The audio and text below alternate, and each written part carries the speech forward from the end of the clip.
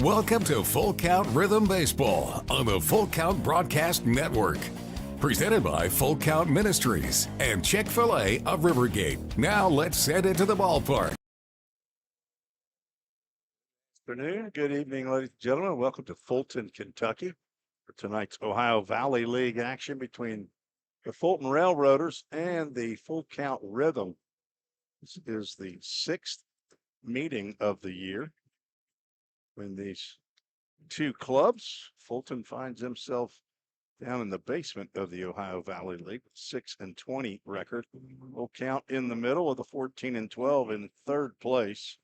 Hoptown and Henderson are in a two-horse race to see who wins the regular season. In 2026, it would take a Herculean effort for Full Count to win the regular season, as they have in, I think, all but 1 year that Full Count's been in existence. It is 4th of July. There'll be some fireworks after the game here at Low House Field. And Full Count hoping there's some fireworks in the middle of the game. Got shut out yesterday in only 7 innings of play of a 9-inning game in yesterday's contest, which was game 1 of what was supposed to be a doubleheader, and then game 2 got started and suspended again. I'm not sure that game will be made up. It's tentatively showing as a part 2 of a doubleheader on July 18th, but been informed by our general manager and head coach that there are no doubleheaders in the last week of the regular season, and that is the final day of the regular season, July 18th. So 2 weeks from today, all regular season games will have been played, and it looks like the 40-game schedule's been whittled down to 39. There was some rain that was forecast here for Fulton, but I don't think we got it. Didn't show up when we arrived at about 4:15-ish for a 5:30 start, as the umpires have made it to the field. And we're going to have some baseball hopefully tonight. So let's take a quick break. We'll be back with the Chick-fil-A of Rivergate starting lineups. You're listening to the Full Count Broadcast Network. Don't strike out at your next party. Order the food that will get your crowd cheering. Chick-fil-A of Rivergate. We have many catering options available, from our Chick-fil-A nugget trays to our original Chick-fil-A sandwiches to our chocolate chunk cookies and fudge brownies. We have something for everyone. Order online at chickfil-a.com or call the store at 615-851-4007. If you didn't know, the Full Count Rhythm is part of the organization called Full Count Ministries. Full Count's mission is to give every baseball player the opportunity to hear the gospel, respond to the gospel, and grow in the relationship with Jesus. With Full Count, you could lead by discipling the next generation by using our resources, or you could go on international mission trips. For more of what we do, check out our website at fullcountministries.com or our pages on Instagram and Facebook. Welcome back to the Full Count Broadcast Network. Now it's time for the Chick-fil-A of Rivergate starting lineup. As the coaches are meeting with the umpires, let's get you the Chick-fil-A of Rivergate starting lineups. Thank you to our title sponsors, Todd and Linda Hunley, for their generous support of Full Count Rhythm Baseball and the Full Count Ministry. Rylan Moses is going to lead off. He's going to play center field. Kason Youngblood's going to play deep second or shallow right field here at Low House Field. He's out in right field. Hudson Separulo is the DH, hitting third. Edward McLeod at first base, batting fourth. Barrett Brown out at shortstop in the 5-hole. Tate Dickinson in left field, batting sixth. Jackson Zeller behind the plate, batting seventh. Ryder Blanchard at second base, hitting eighth. The 9-hole hitter, Kason Hill, went 3 for 4 in yesterday's game. He's playing third base today. And Gus Daniels on the mound, the big 6'7" incoming freshman to Bellarmine, is the starting pitcher for Josh Carman. Pitching coach Jimmy Gamboa, assistant coaches Jonas Smithson and Nick Krupp. For the Roaders, with a record of 6-20. Leading off, playing shortstop, Thomas Kuhn. Batting second, playing second is Nick Causey. Zaid Diaz is a center fielder hitting third, and Jacob Lott in right field batting fourth. Ben Kaufman's over at first base. He'll be in the 5-hole. Ellis Hurt in left field hitting sixth. Caleb Warren is the DH batting seventh. Easton Sullivan is batting eighth, playing third base. Jeremiah Bowman is behind the plate hitting ninth, and on the mound, right-hander Michael Dobbins from UT Arlington, hometown of Keller, Texas, as the Rotors take the field here at Low House Field. The early start for the July 4th festivities today, and do want to mention that Eddie Crittenden, the regular broadcaster for the Rotors, sometimes the public address announcer, but one of the owners here and one of my friends here for Fulton Railroaders is not here today. Apparently his mother fell ill, had maybe some heart issues, and he is with her right now, and we just wanted Eddie to know we're praying for him and his mother and his family, and did see that they did contact him via FaceTime to get some help here on the broadcast. But it is time for our national anthem, so we'll have to take a break and come back after the music's over. Got a live performance by a fiddler. At least show him to you. So out here practicing earlier. One of the players apparently going to sing the national anthem. We'll be back after this short break. Feeling tight, stiff, and not quite yourself? Then it might be time to go see the professionals at Absolute Wellness. Located at 101 Tennessee Way, Suite 100 here in Hendersonville, Absolute Wellness can get you back on track with their numerous services like chiropractic care, massage, acupuncture, spinal decompression. Call Absolute Wellness at 615-264-8515 today to get in on some great offers. That's Absolute Wellness. Your road to absolute wellness starts here. We all think about our home's yards, gutters, floors, and so much more. When was the last time you thought about your sprinkler system? That's where Music City Fire Sprinkler steps in. It may shock you that in-home sprinkler systems are discreet and affordable. Let the experts at Music City Fire Sprinkler tell you for themselves. Give them a call at 615-826-7450 or check them out on the web at mcfs.us. That's Music City Fire Sprinkler, proud sponsor of the Full Count Rhythm. Let's get back to Full Count Rhythm baseball action on the Full Count Broadcast Network.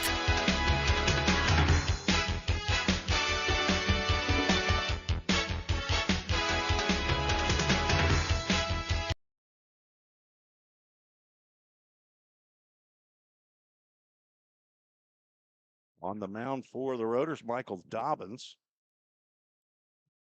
as he will get his warm-up tosses. And if you're new to Low House Field, it's the most unusual shaped field, not only in the Ohio Valley League, maybe in most leagues.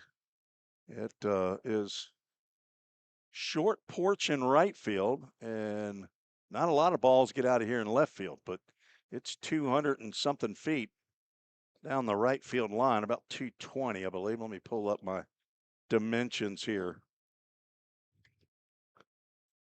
It is 225 down the right field line with about a 60-foot wall that goes all the way out to right center field, almost to dead center field.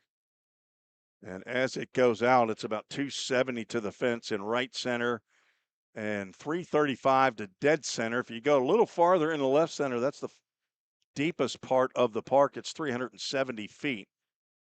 It's still, balls don't go out of there at 370. And then it comes all the way down to 350 in the left field line. So it's not coming in too short down the left field line. But if ball gets out of here, it's typically from right center field to the right field line.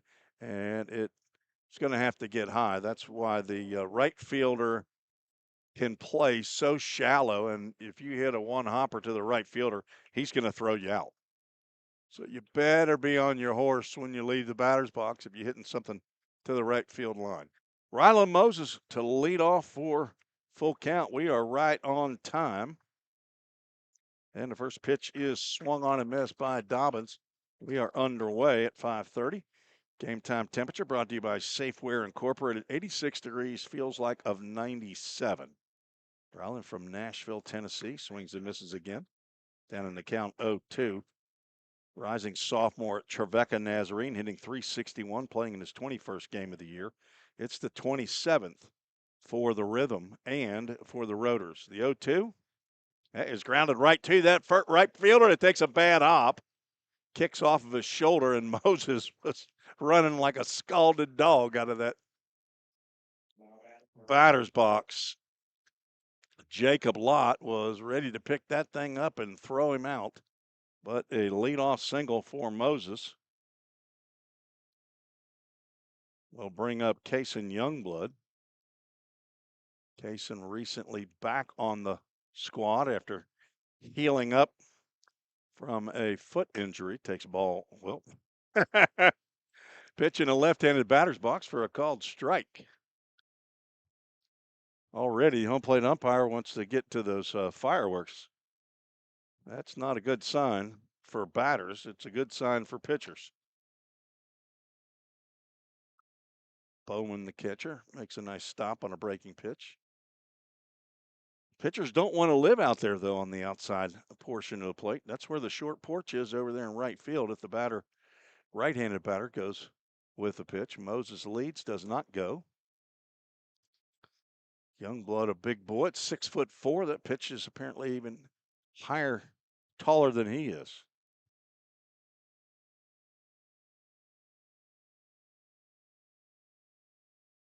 Two-one pitch.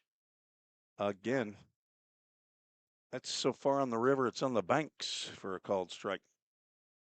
2 balls, 2 strikes. That's where Dobbins is choosing to pitch Youngblood. Let's see if he comes inside on the 2-2 here. Bowman setting up outside. Moses does not go, and Youngblood swings at the slider and is down on strikes.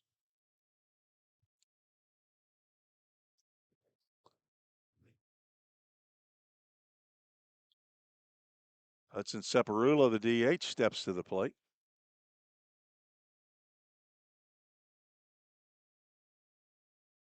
Throw over to first, and Moses is back.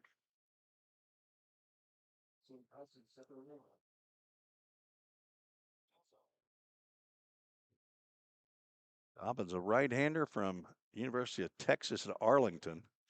Hometown Keller, Texas. Runner takes off, pitches a strike, throw down, is late.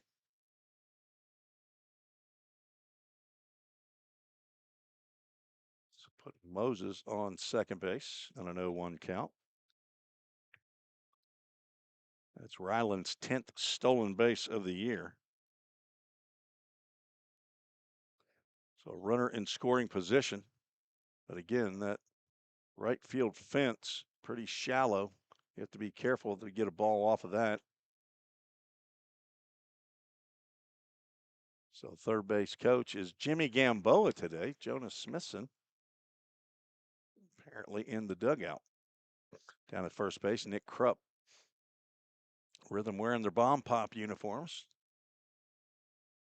That's popped up. That'll get out of play over by the third base dugout.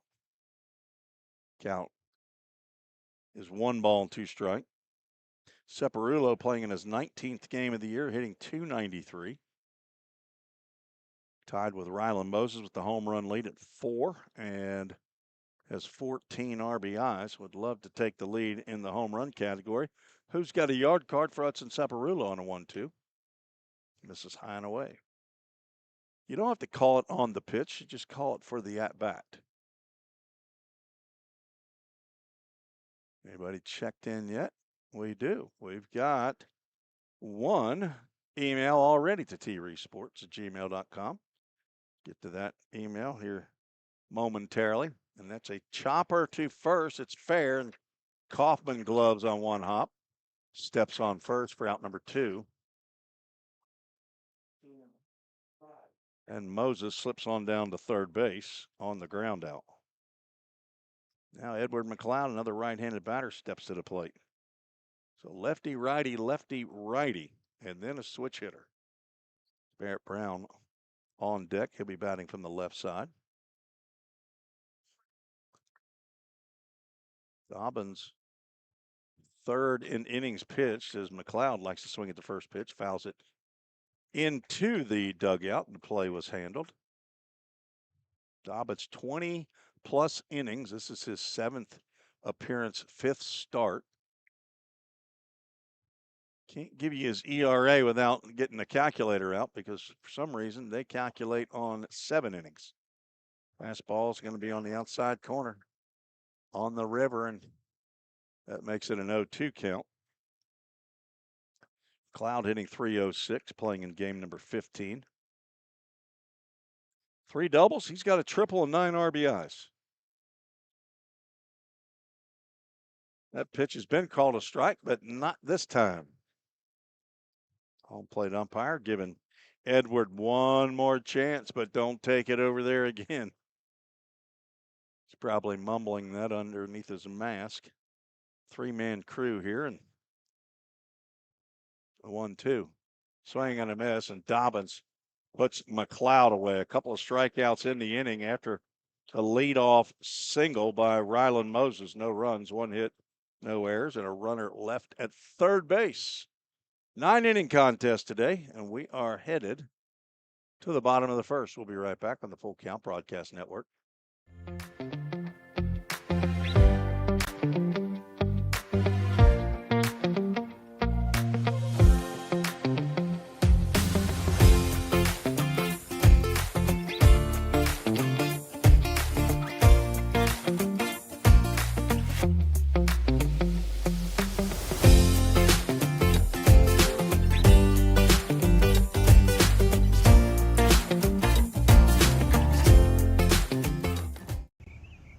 This is Eli Reese. You are listening to Full Count Rhythm Baseball with my grandpa, Tim Reese, on the Full Count Sports Network. Little E's ready for some baseball today. Not sure what the Reese family's doing on the 4th of July. 3 mouths to feed. They're probably working. Eli, Lucy, and little Graham Tyler, newborn.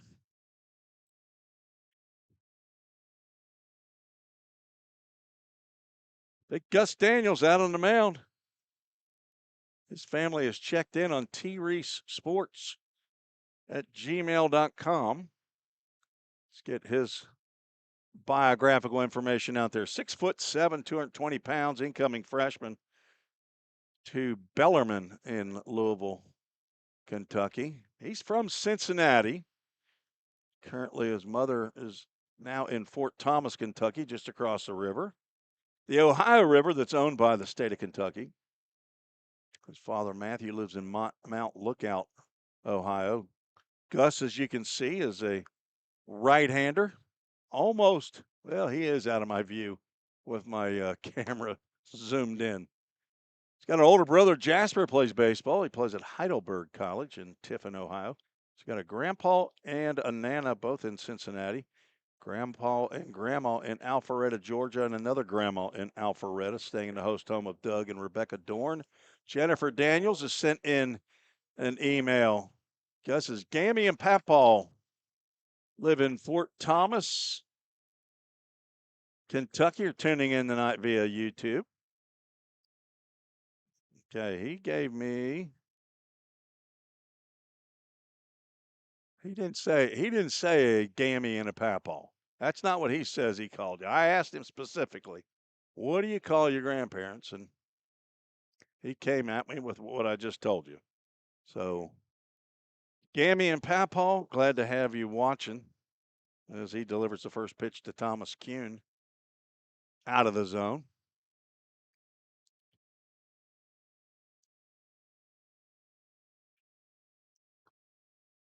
Gus pitching downhill and doesn't get the call in the outside corner there, and the count goes 2-0.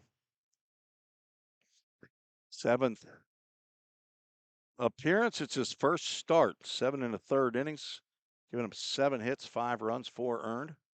That is broken bat to the second baseman. Gloved, and the throw goes into the dugout.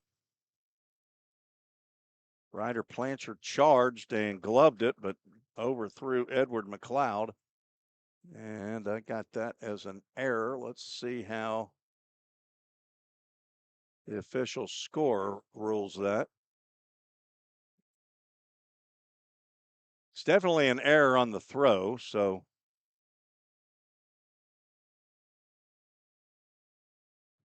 well, that game is not correct.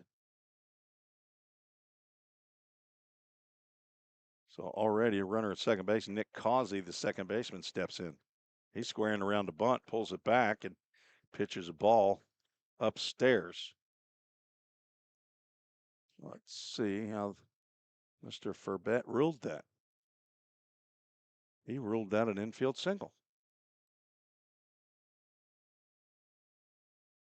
Charlie Furbett, the son, is the general manager, and his dad is another squaring to bunt, and that's in fair territory. Daniels off.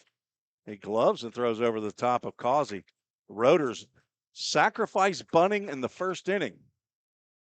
That's interesting.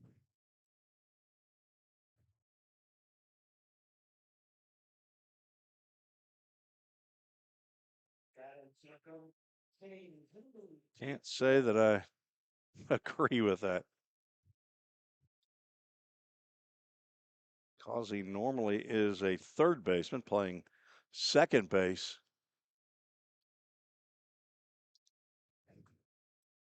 In this game. Zay Diaz at the plate, left-handed hitter. Takes a healthy cut and comes up empty.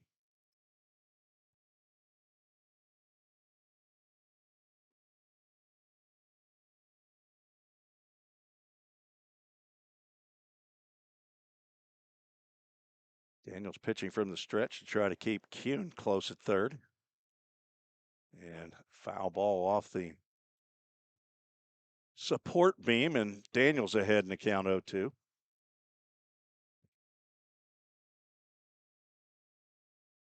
That's a 4.91 ERA. That is over 9 innings. Struck out 14 batters in his 7 1/3. He has an 0-1 record. Trying to get even today with a victory. Zay Diaz, a late add to the Rotor roster, and he is going to take a called strike 3, and he has a look back for the home plate umpire that is not a happy look. That's 2 outs, and Gus Daniels picks up a Corson fire and security strikeout. Diaz is currently at Troy University, or at least was last year.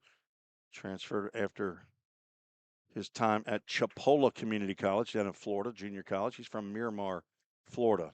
Now Jacob Lott, at least a 2-year player for the Railroaders. Looks at a slider low and inside for ball 1. Lott, I believe, led their team last year in home runs. From South Haven, Mississippi, plays at Erskine College. Rising senior, I think, from also played at Holmes Community College. The count goes 2 balls and no strikes. Left-handed hitting, playing right field today. He and a couple of others on the squad here, I think, are tied with their home run lead. 3 apiece. I think there's 4 of them that have 3 home runs apiece. As a team, they have 22, and that's well hit out to right center. Nobody's getting that one. That will hit high off of the wooden portion of the fence, and the throw comes in. Keeps Lott at first base, but it's enough to drive in the runner. Right now is an unearned run on the single. And the Rotors lead 1-0. Moses played that well off of that wooden wall. If it would have hit the netting portion, it would have dropped, and Lott probably would have been able to get to second base. Ben Kaufman, the first baseman, stands in. Motlow State buck. Looks at an overhand breaking pitch high for ball 1. He and Nick Causey were teammates last year for Motlow State in the TCCAA. Kaufman, I assume, is going back. They've got a new coach over there. Dan McShay was let go after about 20 years. That's lined over the leap of Barrett Brown, who did not stick his glove up. If he had it, might have gone in it. But I guess he thought that one wasn't going to get there, but it was a sinking liner by Kaufman. Now 3 hits in the inning. Now that run is earned.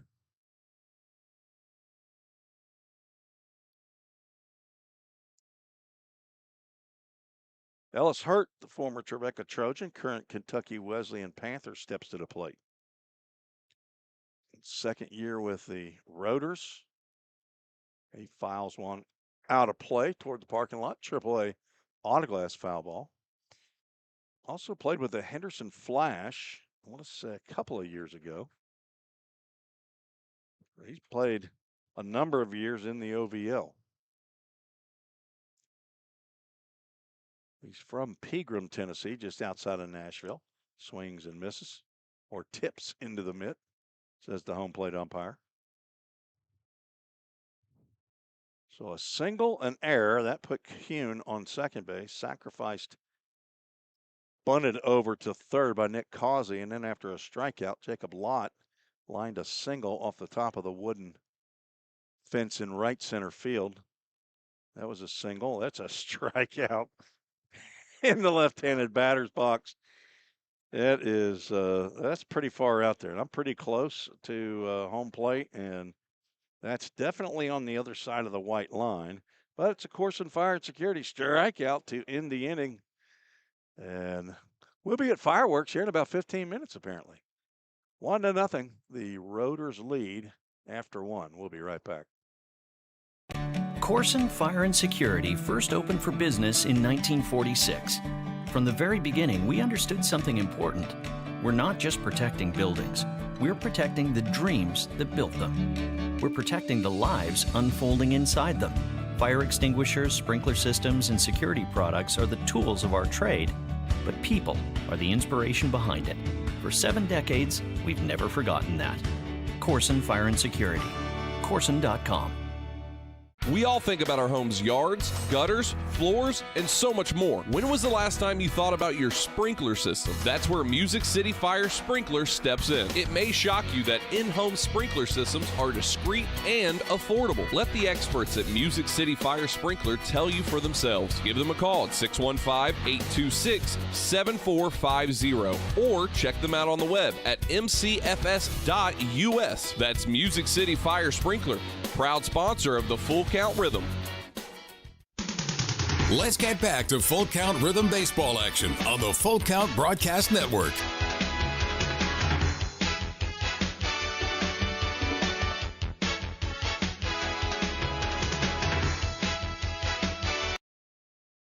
Barrett Brown to lead off the top of the second.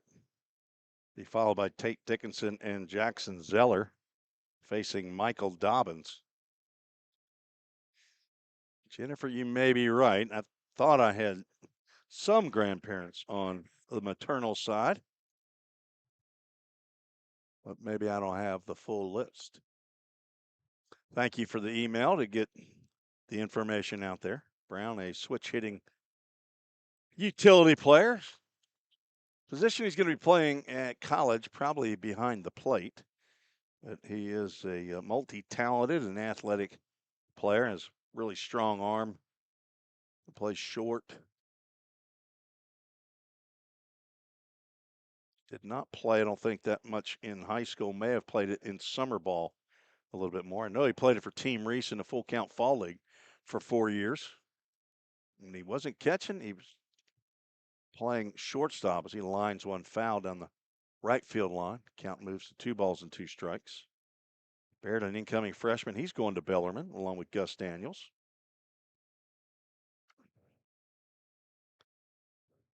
Playing in his 13th game of the year, hitting .278. Taps that one foul. He is not letting anything close to the plate get by. He's got 10 hits on the season, 1 home run, and 9 RBIs. He also walked 9 times, gets on base at a little over 445 average.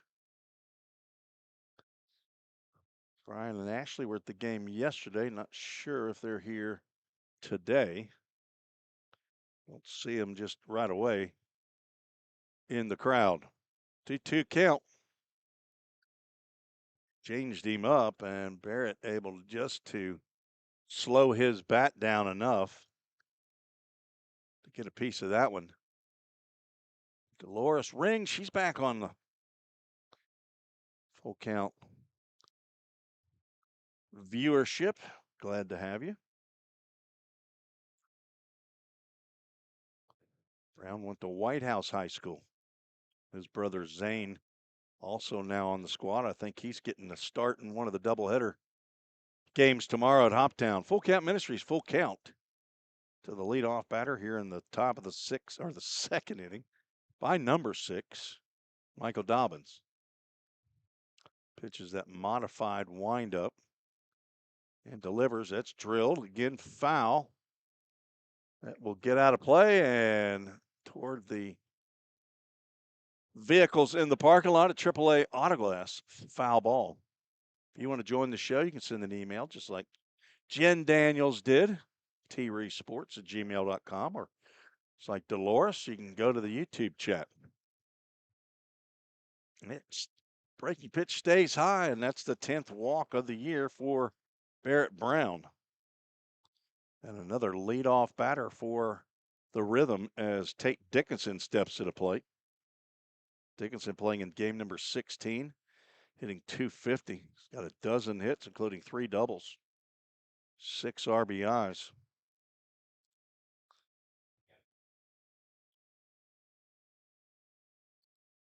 Brown chased back by Dobbins to first base. Ellis Hurts, the left fielder. Zayd Diaz in center.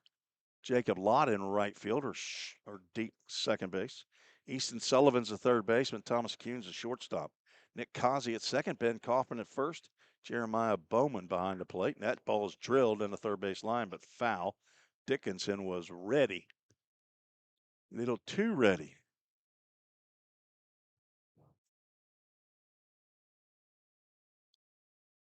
Tate had a hit in yesterday's 6-0 loss to the Paducah Chiefs. This is a site last year, though, of the OVL Championship final game. Full Count defeated the Roaders in the second game of the best of 3. Full Count won at Drakes Creek Park. A mercy rule game. I believe that one was 12-2, and then there was another mercy rule game here at Low House Field. I believe it was 12-1, and Full Count won their 3rd championship. Dobbins struggling find the plate here the last 2 pitches to Dickinson. On deck, Jackson Zeller, who had a huge day the last time the Rhythm were here. It was a doubleheader. Full Count lost first game 8-5. It came back and won game 2, 8-5. Dickinson started to go, sees the pitch outside, and then realizes that's right. That plate, instead of 17 inches, is about 30 inches on that outside corner. Throw over to first, and ball gets by Kaufman, but Brown, he's just going to stay put. So the Bomb Pop uniforms are the red tops and the sky blue bottoms. We don't have red bottoms. Occasionally you'll see white pants with the red bottoms, and that's a strike 3 call. Dickinson is rung up. 3rd strikeout of the game for Dobbins. Jackson Zeller's considered the beer batter of the game. He hit 2 home runs the last time he was here. Grand slam and a 2-run homer, and they're making him the beer batter of the game. Whose idea was that? Is that your idea? He just randomly picked it. That's okay. He has struck out He's 1/3 of the way to the strikeout, the swing and a miss. Nobody wants to be the beer batter. If you strike out, beer is half price here at Low House Field.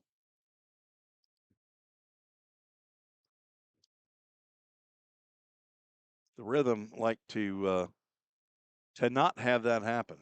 The less beer consumed, we feel, is better. Shadows starting to creep across the field from left. And it's going to be a called strike. And this might be the biggest zone that I've seen in now 27 games. At home, I'm not as close, so I don't see it. But then again, I do have a big post right where the catcher's catching that here. And a tapper foul. Zeller avoids the half-price beer for one more pitch. Jackson playing his 15th game. He's hitting .243. 9 hits, including 3 doubles, 2 home runs. They were right here at Low House Field. 10 RBIs. Dig in right here, Jackson. You're in the portal, baby. People are watching. Leaving Chattanooga State. Might be staying in the TCCAA. He lines one to right field. That's going to get over Lott's head. And one hop to the fence. Brown is going to try for third. The throw goes all the way to the base, and he's in there safely. Zeller amazingly stays at first after he saw that ball going all the way to third base. Would have thought he would have picked that up and just gone ahead and continued to second, but he does not. He picks up a single, second hit of the game for full count. He got it over the drawn-in right fielder, but it was in right center enough. It's a no half-price beer here in inning number 2. The Rhythm avoid the beer batter. Ryder Blanchard steps in. He's the second baseman, hitting 8th. That's called strike on the outside corner. Except for that right field short porch. If you're a road pitcher, you want to live right there tonight.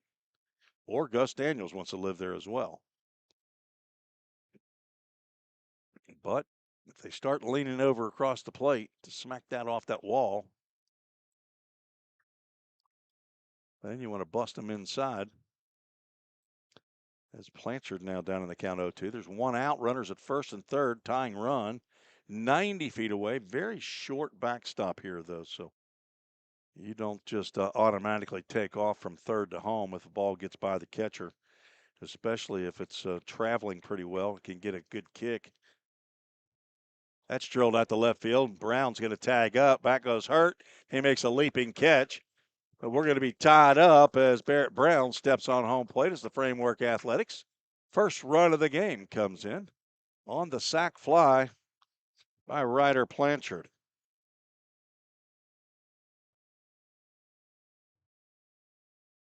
Let's get the run on there, Timothy. Kaysen Hill, 3 hits and 3 at-bats in yesterday's game. Steps to the plate. Let's say he's still hot. Number 9 hitter. He lines one past the first base bag, and first base umpire had to get out of the way. So did Nick Krupp, but first base umpire was the closest to that. But it goes foul. Kaysen third on the club in batting average with a .348 average now. He and Gabe Jenkins played in the most games, but Gabe's not here right now. So this is his 22nd game, and a breaking pitch sails across the plate for a called strike. Kaysen is third on the club in hits with 23.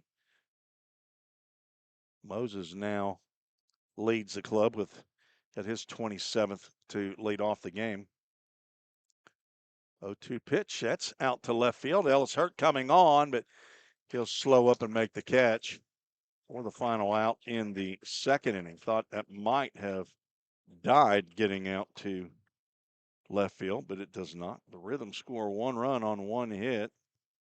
The leadoff walk comes in to score. No errors and 1 runner left on base as we head to the bottom of the second. Again, I am flying deaf with my commercials, and I have no idea, but hopefully I've got a little more of an idea as to when they're closing down. So did do a few tests at the house tonight or this morning before coming. We'll be right back on the Full Count Broadcast Network. Don't strike out at your next party. Order the food that will get your crowd cheering. Chick-fil-A of Rivergate. We have many catering options available, from our Chick-fil-A nugget trays to our original Chick-fil-A sandwiches to our chocolate chunk cookies and fudge brownies. We have something for everyone. Order online at chickfil-a.com or call the store at 615-851-4007. If you didn't know, the Full Count Rhythm is part of the organization called Full Count Ministries. Full Count's mission is to give every baseball player the opportunity to hear the gospel, respond to the gospel, and grow in the relationship with Jesus. With Full Count, you could lead by discipling the next generation by using our resources, or you could go on international mission trips. For more of what we do, check out our website at fullcountministries.com or our pages on Instagram and Facebook. Let's get back to Full Count Rhythm Baseball action on the Full Count Broadcast Network.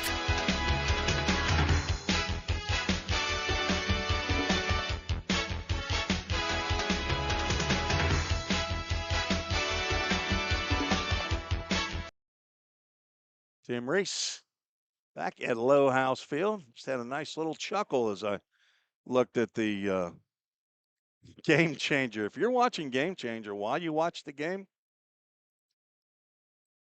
then on the very first play of the game, Rylan Moses hit an absolute seed to the right fielder, who, as I've told you, is playing very shallow right field. He's actually playing a deep second base, but he is still the right fielder. But Moses hit an absolute just shot out there that one hopped and then kicked off of Jacob Lott's shoulder, and Rylan Moses reached and went to first base. And that was ruled an error on the right fielder. That's why I keep my own book, and I don't even pay attention to Full Count Rhythm stats on Game Changer, because we have rulings like that are absolutely mind-boggling. Caleb Warren to lead off the second over for Gus Daniels, and he fouls one out of play. AAA autoglass foul ball. Nice guy. I mean, he is a nice guy. But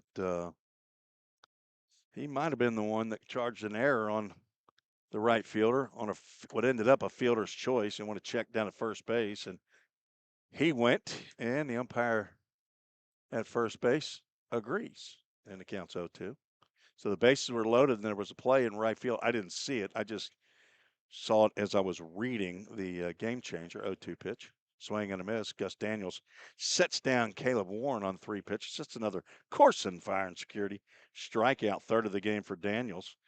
And apparently the right fielder must have booted it in some way, but was able to retrieve the ball and throw to second base to get the fielder's choice of the runner who was at first base. But yet the right fielder was still charged with an error.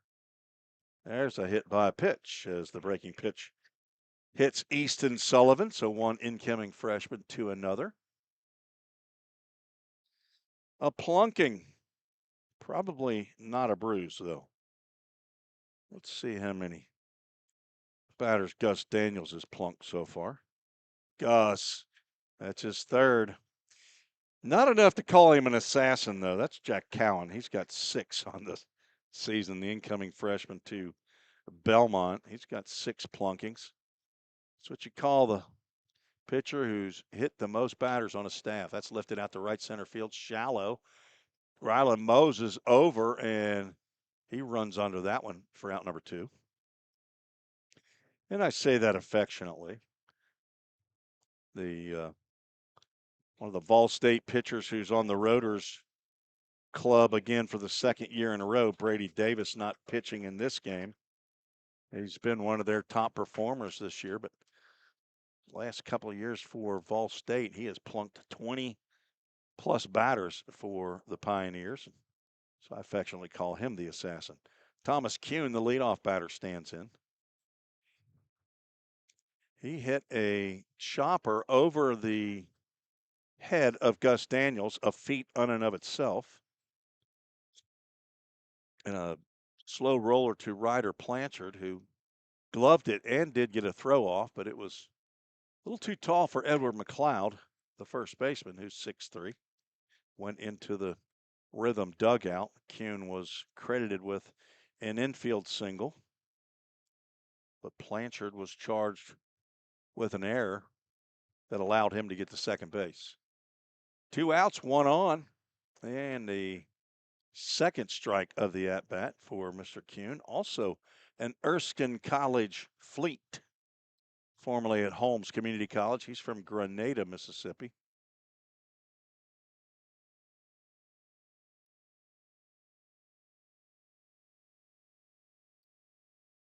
The 1-2 pitch. Daniels has apparently been called for a balk, and that is the base umpire, Jimmy somebody, who's not a huge fan of full count rhythm. He's the guy who threw out Josh Carman. Gus Daniels has no idea what he did, but nobody out of the Rhythm dugout. Nobody wants to get tossed for a wrong look. Swing and a miss. Gus Daniels retires Kuhn. Can't spell Corson without a K. 2 strikeouts in the inning, 4 in the game for Gus Daniels, big number 35, as he strands another runner. No runs, no hits other than the hit batter. No errors. We're through 2. Scheduled for 9. We're all tied up 1-1. Be right back on the Full Count Broadcast Network. At the Hendersonville Firefighters Association, IAFF Local 3460, we believe our mission goes beyond the firehouse. It's about serving people, strengthening our community, and sharing hope. That's why we're proud to support Full Count Ministries and their dedication to developing athletes, building character, and spreading the gospel of Jesus Christ. Whether on the field or in the community, we stand united in sharing the good news and making a lasting impact. Hendersonville Firefighters Association, Local 3460, proudly supporting Full Count Ministries. United Machine and Tool has been manufacturing the highest quality projects for a wide variety of industries for over 35 years. We deliver high-quality CNC machine components and fabrication projects from prototype to production. United Machine and Tool is committed to quality and excellence in the manufacturing industry. We're located in Goodlettsville, Tennessee. Check us out on the web at umttn.com for any manufacturing need. That's United Machine and Tool, a proud sponsor of the Full Count Rhythm. Let's get back to Full Count Rhythm baseball action on the Full Count Broadcast Network.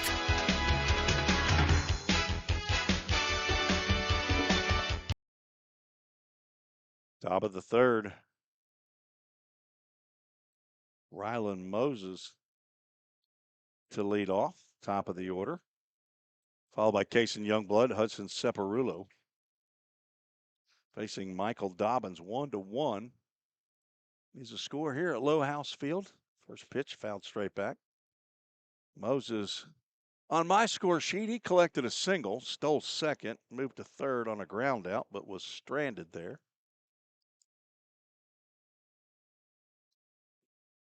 He scored 17 runs earlier in the season. He was the team leader in most offensive categories, including runs scored. Swings at a pitch out of the zone there. And not sure if he got a piece of that one or not. He's down in the count 0-2.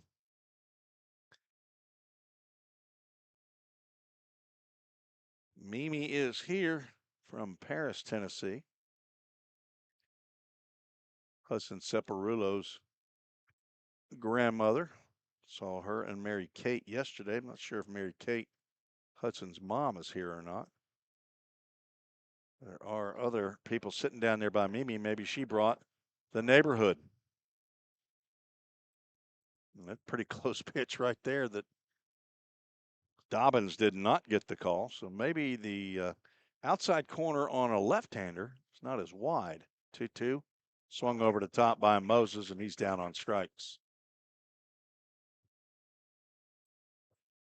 A strikeout. Dobbins thought he got on the pitch before. He got a swinging strikeout. Fourth strikeout for the Rotor right-hander. Now, Kason Youngblood, who was his first strikeout victim, steps to the plate. Fireworks after tonight's game here on the 4th of July, and Youngblood takes one right in the old bean.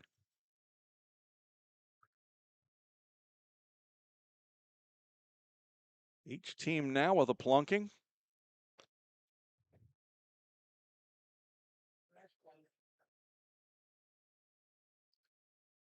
And maybe the home plate umpire took a little piece of that one as well. Hoptown and Henderson hosting for the second straight night. Henderson hosting the Madisonville Miners. Hoptown hosting the Paducah Chiefs. Both those teams with 19 wins now on the season. Full Count trying to get win number 15 as the fireworks have begun early here. That was loud and not anticipated. Hudson Saparillo fouls the first pitch off. AAA Autoglass. Foul ball.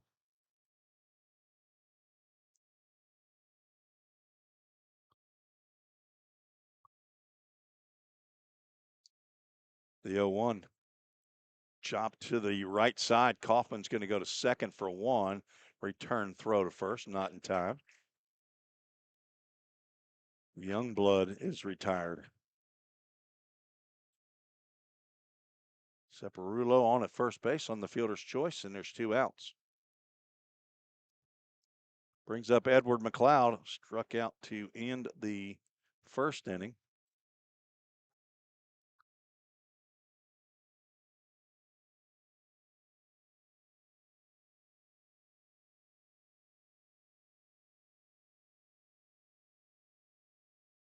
On the river, called strike.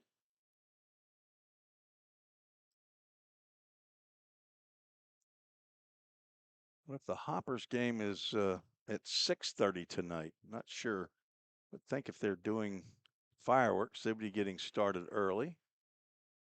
It is showing. Hoptown actually going to start at 7 o'clock tonight. Henderson Flash starting at 6:30.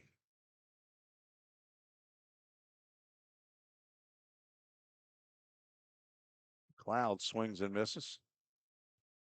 The breaking pitch.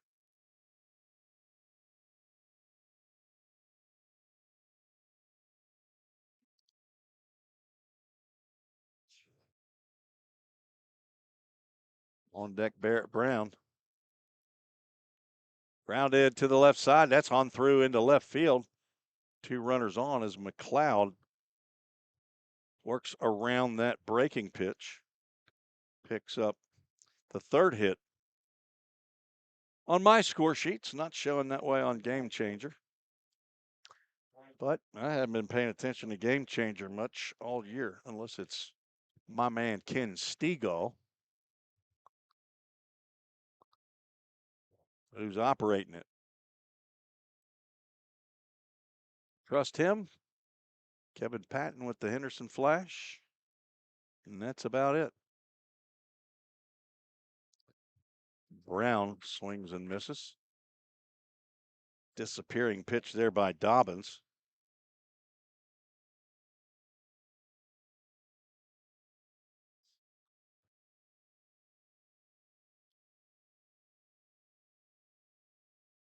Barrett walked and scored the only run of the game for the Rhythm. Led off the 2nd inning with that walk. His 1 home run was left-handed. It was at Hoptown. Probably gets more at-bats left-handed due to the right-handers that he faces. And he slings the bat over top of the dugout. That's AAA Autoglass foul bat. Swing and a miss, and the bat goes one hopping off of the roof of the dugout. Tate Dickinson retrieves it, and he'll see if he can get a little more pine tar on his hands. But tell you, when it's so hot and your gloves, there's no way you can keep them dry. and they just slip. It's a wonder these guys can hang on to these bats anyway, but they fired up the crowd here at Low House Field for sure. Count 1 ball, 2 strikes, 2 outs, 2 on. Rhythm trying to take the lead. Started to go, holds up on a pitch low and inside. Get my crowd mic up there.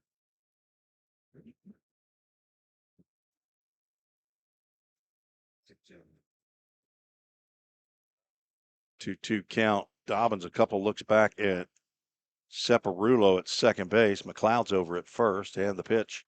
That's out to Ellis Hurt. He's going back. He's still going back. And slowing down, he makes the catch right in front of the warning track to retire Brown.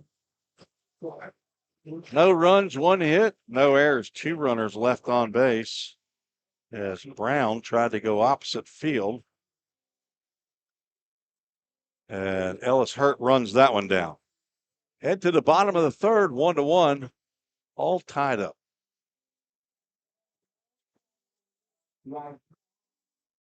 If you didn't know, the Full Count Rhythm is part of the organization called Full Count Ministries. Full Count's mission is to give every baseball player the opportunity to hear the gospel, respond to the gospel, and grow in the relationship with Jesus. With Full Count, you could lead by discipling the next generation by using our resources, or you could go on international mission trips. For more of what we do, check out our website at fullcountministries.com or our pages on Instagram and Facebook. Safeware is there when response is critical, assisting in the classroom as you shape the future of America, helping you build roadways and infrastructure for tomorrow. With protective solutions, innovative technology, and leading technical services, Safeware works tirelessly to provide our nation's workforce with confidence in their safety. Before, during, and after, Safeware is there.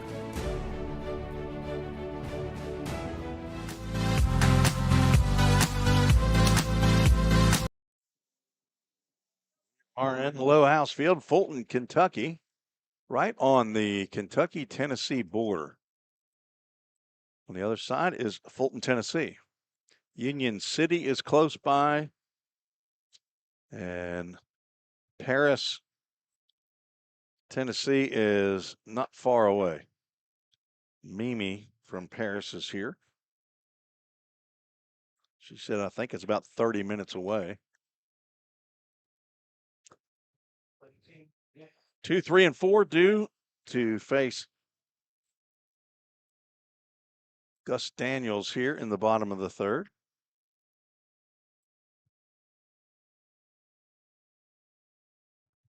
Rhythm have had another tall righty in the very first game ever pitched here.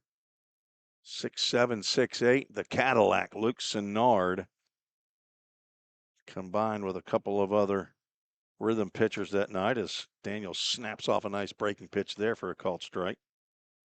And in 6 innings, Luke Sennard struck out 15 rotors. That was, I believe, the second game of Rhythm's existence. That's a hot shot to Barrett Brown. Nice pick. And the throw is one hop to McLeod, and he backs up across the base. Collects that one as Causey goes running by for the first out. That checked up when it hit that grass. Again, Brown has not had a lot of practice over there at shortstop probably in the last several months. So it's all instinct as Zayd Diaz struck out on a controversial call, at least according to him. He went down looking. The Troy Trojan, that's just about outside. Another pitch that slips out of the hand of the mild-mannered Gus Daniels, who has a nice smile on his face out there. Julie Sweeney's checked in. Gonna go get that verse or verses in early. She provides us with our Full Count Ministries verses or verse of the game. Appreciate Julie. As that ball's hit high and deep to right field. If it's fair, it's gone, and it is fair, and it is gone. Diaz breaks the tie in the ball game and the tie in home runs. as they're going to try to get that train whistle going. And they do.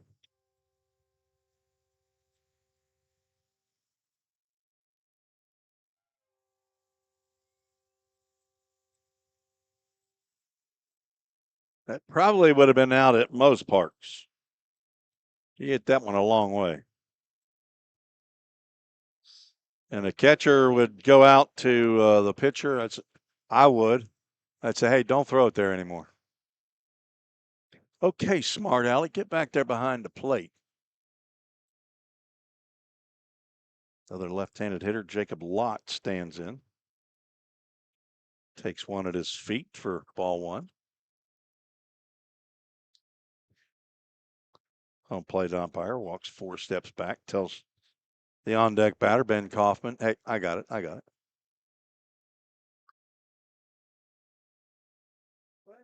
Lott also with 3 home runs. Takes the ball downstairs. Count goes 2 balls and no strikes.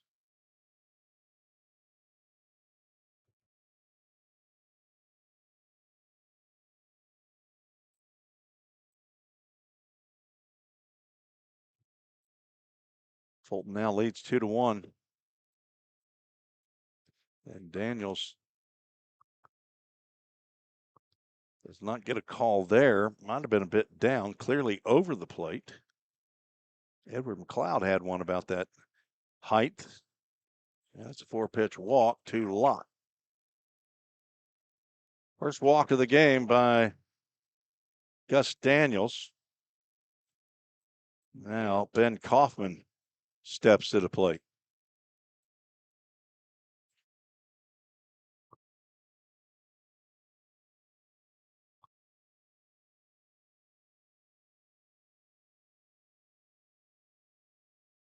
One out, one on, one in already. And that pitch is right down Broadway for a called strike.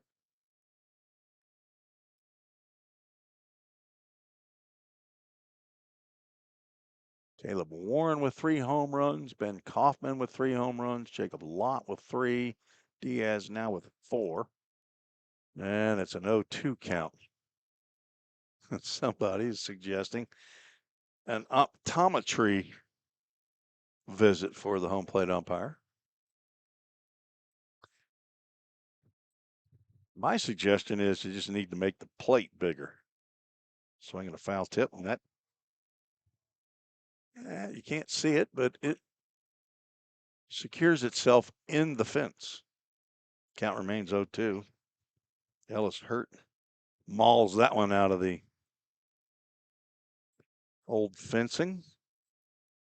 Chain link. That is the backstop. And the runner takes off. Pitch is popped up in shallow left field. Barrett Brown's going to be able to collect it, and he will not throw to first. Kaufman pops out for out number 2. So Lott was off with the pitch, but he was able to get back. And now we'll be at first base with Ellis Hurt. Ellis has lifted a weight or 2.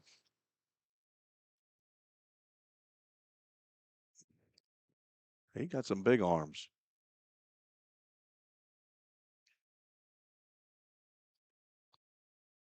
Pitch maybe up because it's been called a strike at that positioning on the plate for sure.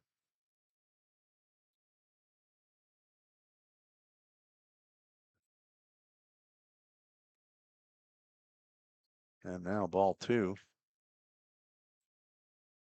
Well, he couldn't throw a strike to Lott, couldn't throw a ball to Kaufman, and now it's gone 2-0 to Hurt, who struck out looking in the first inning. Hurt's now struck out a dozen times on the season. Pops this one up. That'll get out of play. AAA auto glass. Foul ball. Thanks to Dylan Doris and the Doris family. His mom, Doris. I have no idea. I'm just kidding. I think his dad's name is James. They've got auto glass. They got shower glass. Glass of all kinds. And I think they're starting another new business. That's well hit center field, but Ronald Moses has his arms outstretched, says, I can get that one. One Trevecca Trojan retires a former Trevecca Trojan. But a solo home run by Zaid Diaz puts the Rotors back on top as we are through 3, scheduled for 9 here at Low House Field. Clouds seem to be rolling in, or at least the sun being covered right now, maybe with some haze. We'll take a break and be right back. Feeling tight, stiff, and not quite yourself? Then it might be time to go see the professionals at Absolute Wellness. Located at 101 Tennessee Way, Suite 100 here in Hendersonville, Absolute Wellness can get you back on track with their numerous services like chiropractic care, massage, acupuncture, spinal decompression. Call Absolute Wellness at 615-264-8515 today to get in on some great offers. That's Absolute Wellness. Your road to absolute wellness starts here. Compliant with code. If you're a facility manager or building owner, you've heard the term plenty of times. At Corson Fire and Security, we work to keep buildings compliant with the most demanding code of all, our own. We've been protecting people and property since before most of today's codes were even written. And what we've learned along the way makes us the best choice to partner with for the future. Corson Fire and Security, celebrating 70 years. Learn more at corson.com. Let's get back to Full Count Rhythm Baseball action on the Full Count Broadcast Network.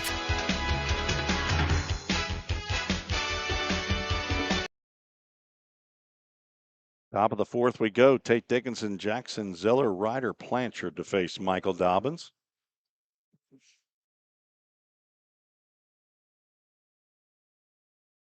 So the other 2 games tonight starting at 6:30 and 7. Hoptown, the 7 p.m. game, they'll take on Paducah Chiefs. The Henderson Flash host the Madisonville Miners. Rhythm here at Fulton, Kentucky to take on the Railroaders. Dickinson struck out looking in the 2nd inning. Leads off here, and that one gets high up in the air, but it's not going to get to the fence in right field. Jacob Lott makes the catch for out number 1. Right idea, just not enough oomph.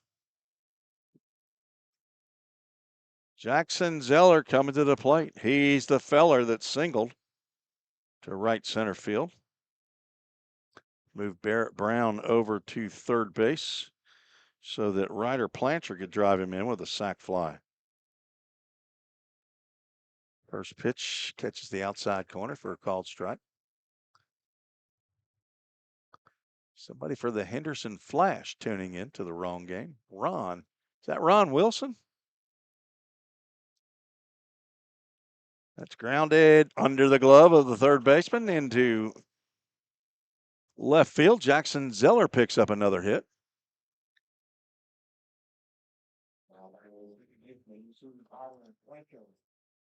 And now Ryder Blanchard comes to the plate.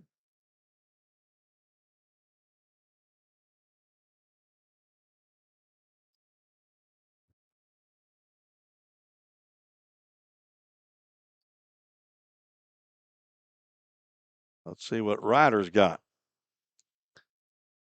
Rhythm have a hit in each of the 4 innings so far. That's drilled out to Ellis Hurt, but right at him. Well hit, but the direction just a little off. Line out for out number 2. Brings up Kaysen Hill, who is 0 for 1.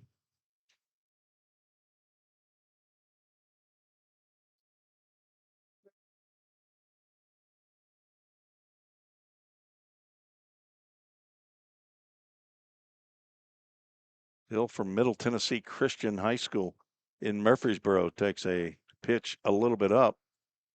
Dobbins wants to know where that was. Asks, is that up? And the umpire, the international sign of it was up. Hill 5'11", 180 pounds. He's a rising sophomore. As a boo dog at Sanford as he swings and fouls that one straight back.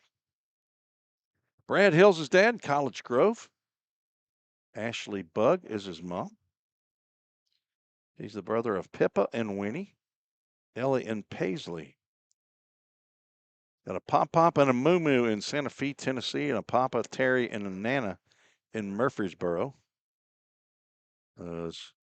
Apparently there was some deconstruction there on that foul ball that took a little piece of wood out of the support.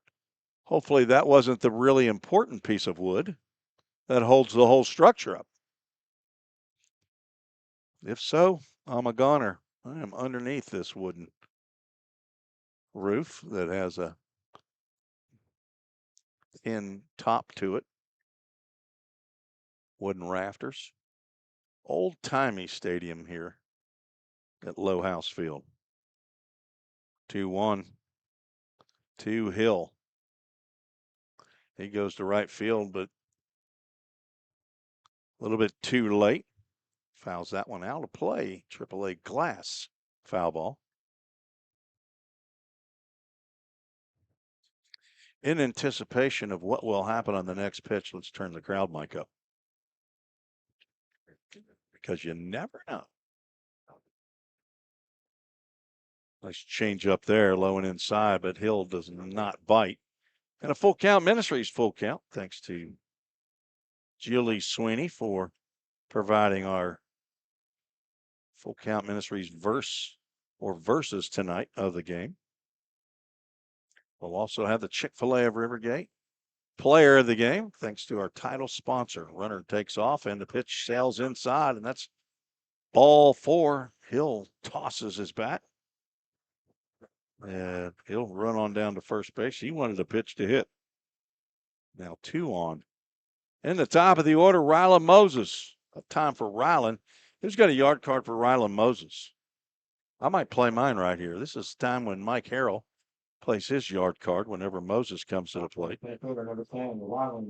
Rylan Moses, I'm going to predict it's going to hit a home run in this at-bat. You want to join me, you can send in a chat quickly. Make it quick. Swing and a miss. Not looking good after that pitch. Moses, the son of Devery and Kimberly. His time is called. Michael Dobbins wants a new pelota. Rylan, 6 foot, 190 pounds, rising sophomore. The brothers Caden and Sladen. He's got a papa, grandfather in White House, Tennessee. Played at Goodpasture High School. 52 games this past year as a true freshman. Second on the club with a .330 batting average. Takes that one for ball 1.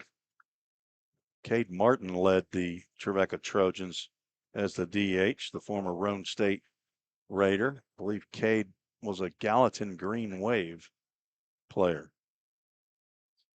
Ryland in leading the club in batting average and most offensive categories.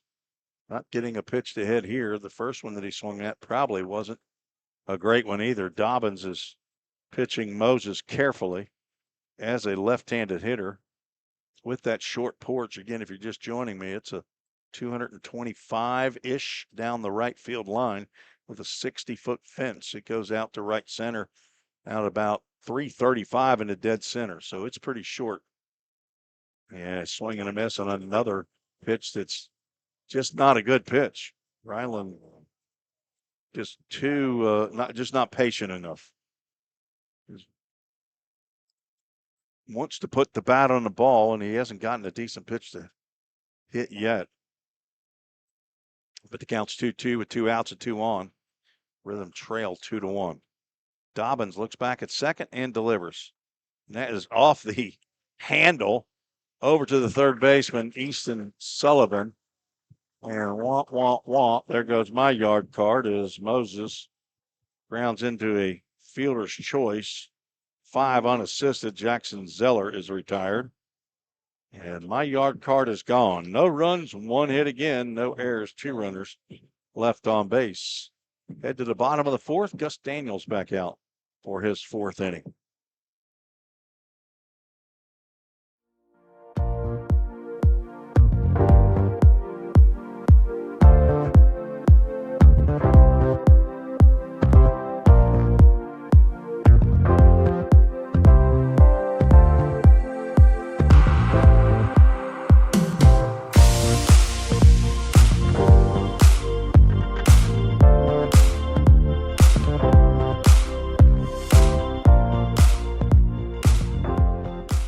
this is Lucy.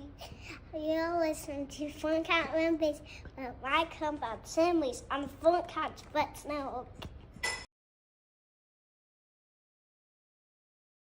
Cute as a button, she is. Lucy Drew. Now, the big sister, Lucy Drew. So Graham Tyler, Teddy Graham, Graham Cracker. She had to have her own full count rhythm bumper. She's a smarty pants. Caleb Warren, Easton Sullivan, and Jeremiah Bowman, the bottom three in the Rotors, line up to face Gus Daniels, who's allowed 2 runs on 4 hits the first 3 innings. Walked 1, struck out 4.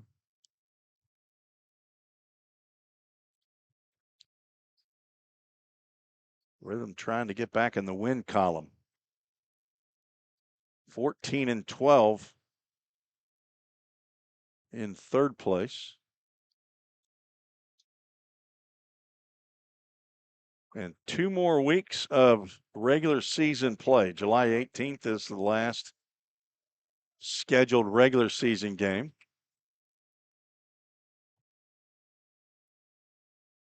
Caleb Warren struck out to begin the 2nd. He begins the 4th. Gus Daniels not looking for a strikeout, but he gets a called strike on the outside corner there. Decent little crowd here at Low House Field for the 4th of July. Swing and a miss. I believe Warren went down on 3 pitches the last time, and he's now seen 5 pitches, and they're all strikes. From Westminster College, hometown Lexington, South Carolina. He's a long way from home. There's the first ball he sees. Does not chase.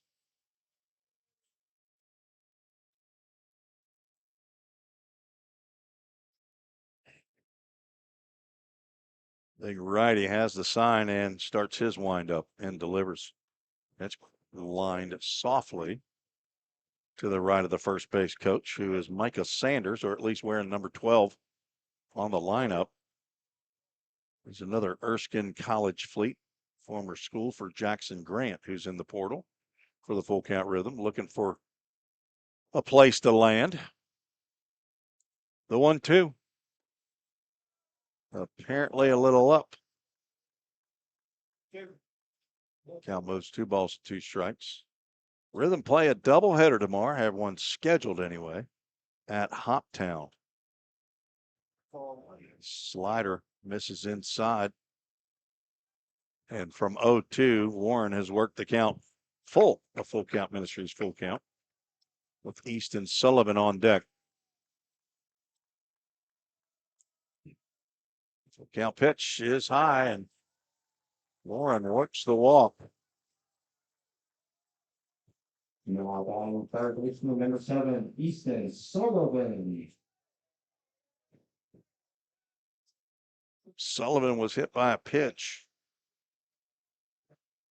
in the 2nd inning. Incoming freshman to Delta State Division II school. He's from Sharon, Tennessee, went to Greenfield High School. Throw over, and Warren is back in time. With a little help from the crowd.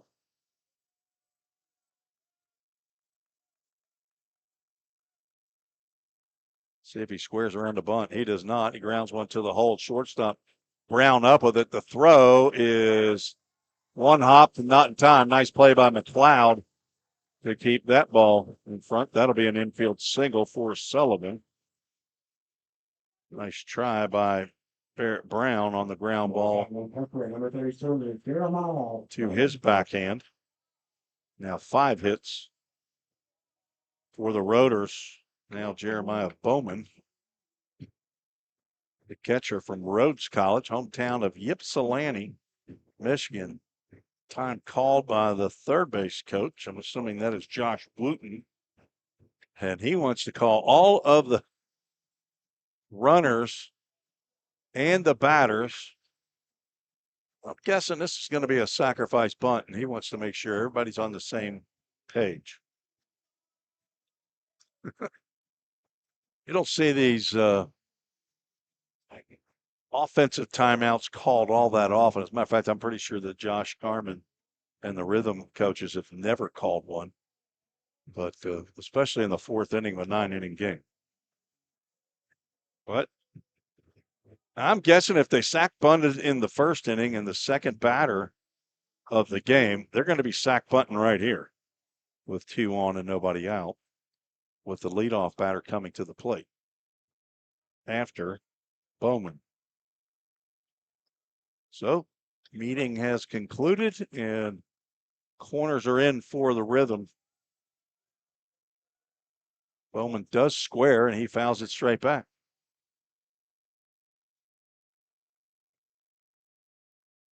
Best laid plans of man, unless the execution occurs, it's of no consequence.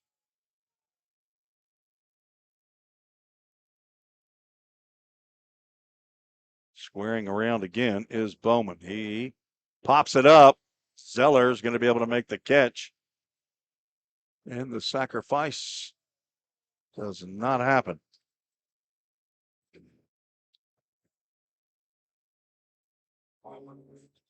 Easy pop up for Zeller in front of the plate.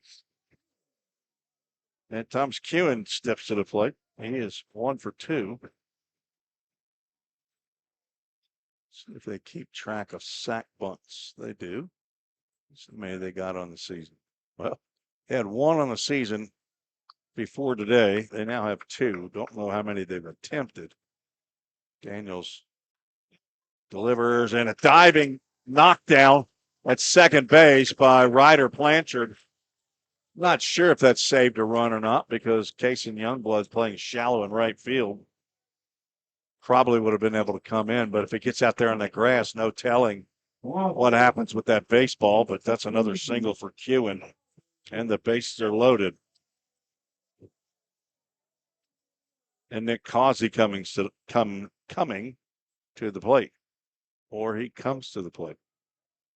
1 out, bases jammed with rotors, orange tops, white pants. Already lead 2-1. And trying to play add-on here. Fastball catches the outside corner. Causey says, I don't think so. I think that's too far out. Nick's from Madison, Alabama. Not sure if he's got a place to land because he was an excellent player for the Motlow State Bucks. In the same spot, the same result. Causey gonna now have a conversation, short-lived conversation, maybe 1 word or 2. Yes, sir. Might have been the best thing. Let's see if Daniels goes even farther outside. He does not. He goes right down the can, and it's called ball 1. They're going to ask the first base umpire. I thought that was a strike right down the can. Maybe a makeup, or maybe it was a little high. But Daniels went 3 straight fastballs, 2 in the left-handed batter's box, called a strike, 1 right over the plate. Called a ball, and comes back again, and that ball's well hit out to center field. Moses turns his back, and that's going to hit off almost the deepest part of the fence. 2 runs will score. Moses falls down, but recovers, and that's a 2-run double by Nick Causey. Daniels got way too much of the plate there, and Causey knew what to do with it. So Kuhn ends up at third. He had to wait to see if Moses was going to be able to catch that one. Moses turned and was watching it and then turned completely away with his back to the infield. That's the 3rd hit of the inning. And now, 2nd and 3rd, as Zaid Diaz with the Juan Soto type approach here at the plate. never understood that approach where you act like you're going to go out and fight the pitcher every pitch that he throws. Swing and a miss there. No such approach on that swing. Left-handed hitter, and he's got the same stance as Soto, a little bent knee and slightly open stance. And then the step forward after the pitch out of the zone. 2 balls and a strike. You do have a base open, but on deck is Jacob Lott. Pretty fair hitter himself. Diaz is prone to the strikeout. 10 strikeouts. Fouls that one out of play, and the count goes 2 balls and 2 strikes. Diaz has played in 9 games. This is his 10th, and he has 11 strikeouts now with the strikeout looking in the first. He did hit a solo home run, his 4th of the year. In the third, 2 runs already in for Fulton. Time is called as Zay Diaz uses his timeout, and a note is going to have to be made. Home plate umpire documenting the timeout.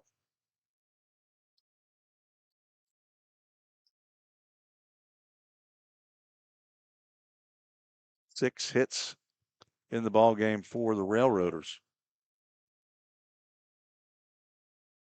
Lead off walk, then an infield single, attempted sac bunt, popped out, and then a single and a double. And they're going to check him. Zeller throws a little looper down to first base, but doesn't check the runner at third. Thomas Kuhn watching that all the way. And a strikeout of Diaz is going to score a run.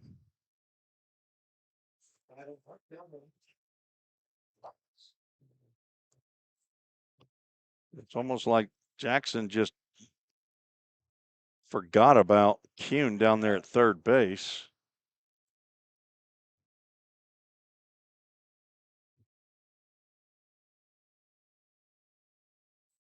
Probably on Game Changer going to be shown as a stolen base, but it's not. It's just going to be on the throw for the strikeout. But I don't care about their stats. They can do what they want on theirs, but it is another run, and it's 5-1 Fulton. Lott looks at 2 out of the zone. Ken Stegall, our official scorer at Full Count, he says if he's not stealing on the pitch, you can't count it as a steal.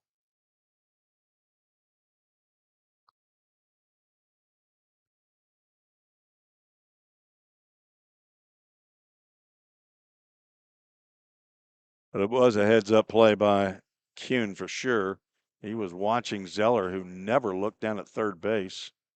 It was a check swing. Diaz, I'm not sure.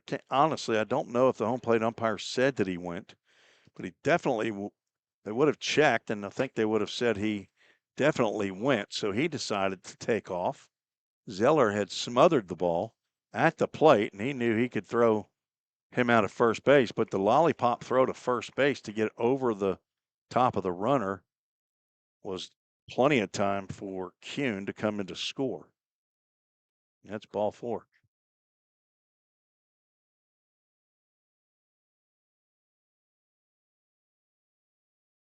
Second walk of the inning, third walk of the game, second time that he's walked a lot. Has been on base all 3 times he's come to the plate.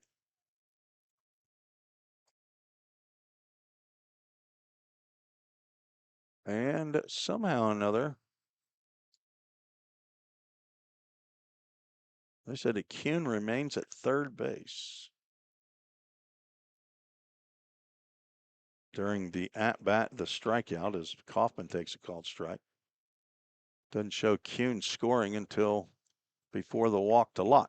So, anyway, Kaufman's 1 for 2. Fouls that one off the screen, and he's down in the count 0-2. Singled to left in the first, popped out to the shortstop in the third, batting for the third time here in the fourth inning. Rhythm have someone loosening in the bullpen, but he's hidden by the third or first base dugout. I can't see who it is. No, it's not Gus Daniels, who I could see the last time we were here. He's tall enough to be seen over the dugout down the right field line, but whoever it is, shorter than 6'7", and that's about everybody.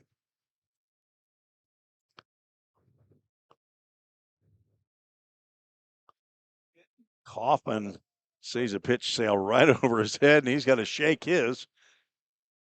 Cobwebs getting loosened up there for Ben Kaufman from Woodbury, Tennessee, Cannon County High School. He's a Cannon County Lion.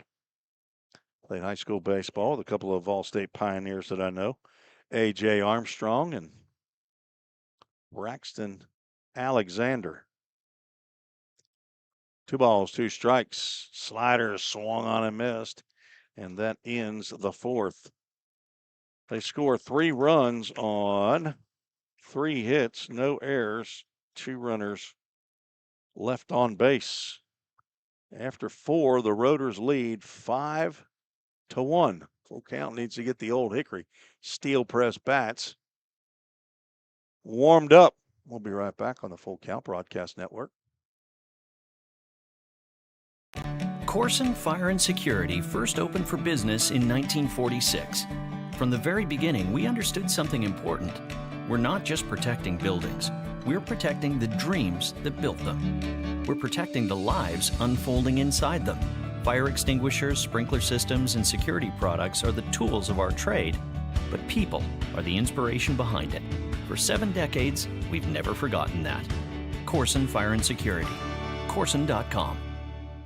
We all think about our home's yards, gutters, floors, and so much more. When was the last time you thought about your sprinkler system? That's where Music City Fire Sprinkler steps in. It may shock you that in-home sprinkler systems are discreet and affordable. Let the experts at Music City Fire Sprinkler tell you for themselves. Give them a call at 615-826-7450 or check them out on the web at mcfs.us.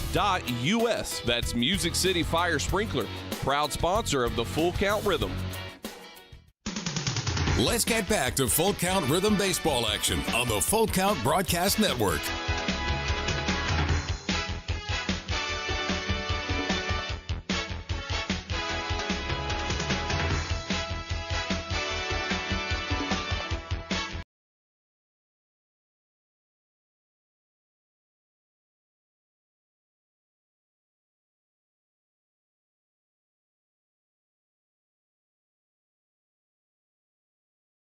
Tim Reese back on the Full Count Broadcast Network. Kason Youngblood to lead off. Michael Dobbins still on the mound. Nick Causey's dad is here. What are they? The Chargers. There we go. Tell me your name again. Todd. Okay. Todd Causey from Madison, Alabama. Is that right? Okay. All right. Yeah, I watched him at Motlow. Was he there 3? Played 2? Yes. Okay. That's what I thought. He'd been there a good while. So you're up from Madison, Alabama to watch Nick playing second base tonight. Normally plays third base. Yes. And heading to UAH, he'll be a teammate with former Vol State pioneer Parker White, who's down there. Paul White, who lives in Huntsville, is his dad. Big baseball fan.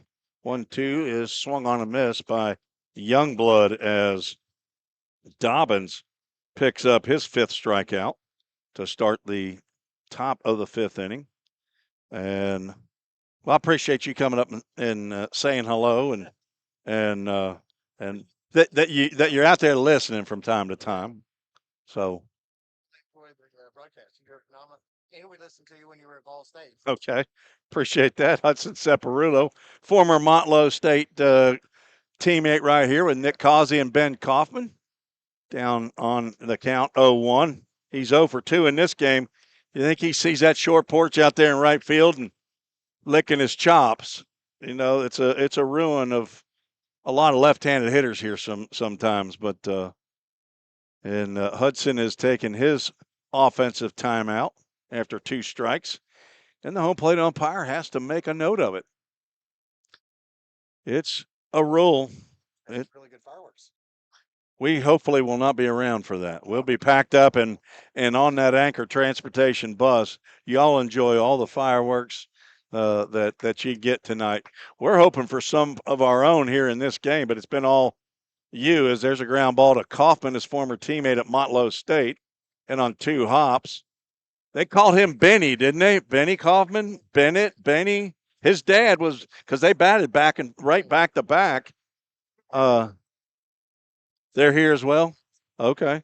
He's a Cannon County Lion. I had a couple of his high school teammates at Vol State that were part of a discipleship group that I had. Hudson's or Edward McLeod, he's going to make an easy inning right there.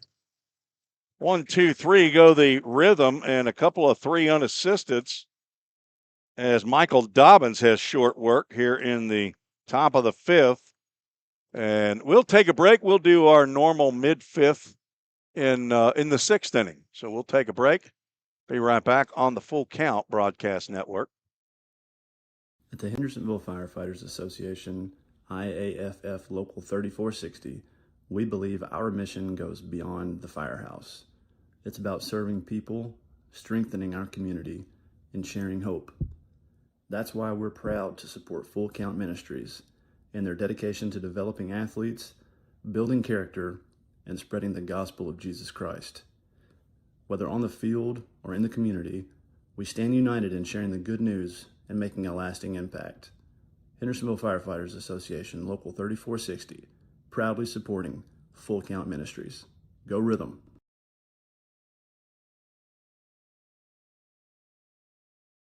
United Machine and Tool has been manufacturing the highest quality projects for a wide variety of industries for over 35 years. We deliver high-quality CNC machine components and fabrication projects from prototype to production. United Machine and Tool is committed to quality and excellence in the manufacturing industry. We're located in Goodlettsville, Tennessee. Check us out on the web at umttn.com for any manufacturing need. That's United Machine and Tool, a proud sponsor of the Full Count Rhythm.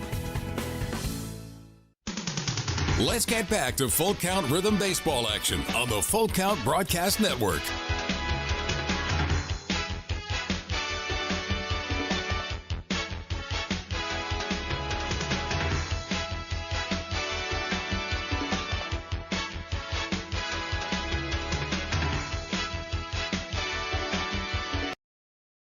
Hendersonville Firefighters Association called to the bullpen for Full Count. Jack Smith is out of the bullpen in relief of Gus Daniels, who goes 4 innings.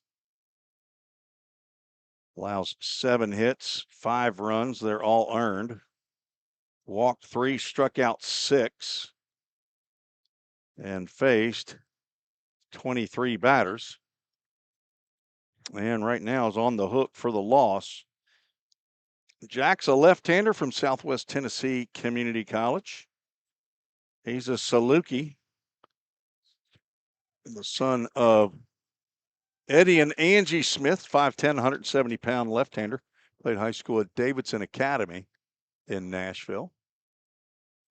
Right there on Old Hickory Boulevard. Grandpa and Nana are in Crossville. He's got a brother, Jake.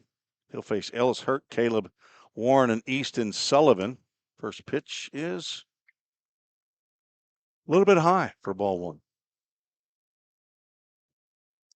So that was Nick Causey's dad who was here in attendance, and he's listened to me broadcast Vol State baseball, and I'm sure he's listened to Full Count Rhythm baseball when Fulton is at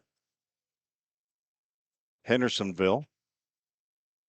We've had 3 times that we have hosted the Railroaders. 3-0 at home, and Jack Smith kept getting closer and closer and closer to Ellis Hurt. Eventually plunks him.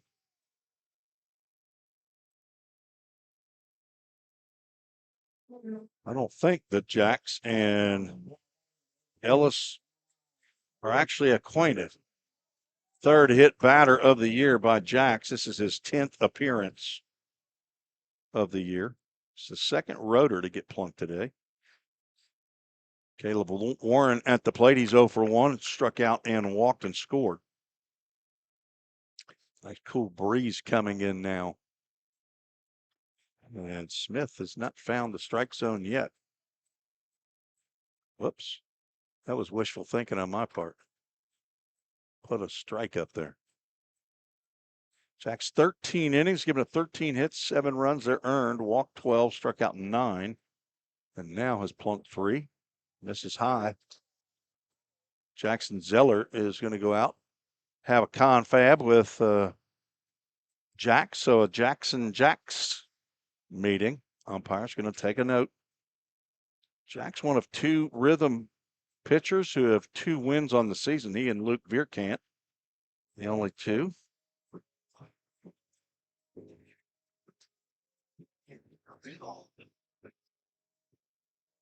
See what the temperature has gotten to here. It was 86 and it felt like of 97, and looks like the weather app hasn't caught up yet. That's a good visit, as called strike Warren, not especially in agreement. Shows 85 and 94 currently. 2 balls, 1 strike, and is swinging a foul tip back, and now Smith is back in the count. See if anybody's checked in on the treesports@gmail.com. No, it's a quiet crowd out there tonight. Another foul ball. AAA autoglass foul ball as that bounces back to the left-hander. So he plunked the leadoff batter, Ellis Hurt. Now he's 2 balls and 2 strikes to the DH, Caleb Warren. Jack's a 4.85 ERA. Comes set and delivers. Change up down low, and a full count. Ministries full count. Rhythm tied the game at 1 with a run in the top of the second, but Fulton scored 1 in the third to take the lead, and 3 more. That's grounded to the left side or right side and gets through Ryder Blanchard, and another single. Little ground ball, seeing eye ground ball just past the glove of Blanchard into right field, and that puts runners at first and second. Easton Sullivan comes to the plate, playing third base tonight.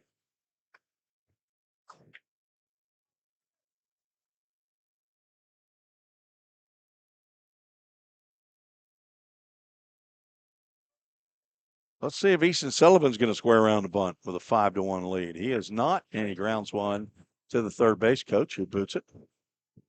As the wind is kicking up here now. It said it has a 20% chance of rain here in the next hour. Wind is blowing in from center field. Runner from second jumped off, and Jack Smith looked him back. Ellis Hurt thinking about swiping third base. Let's get the count right. 0-2 is the count.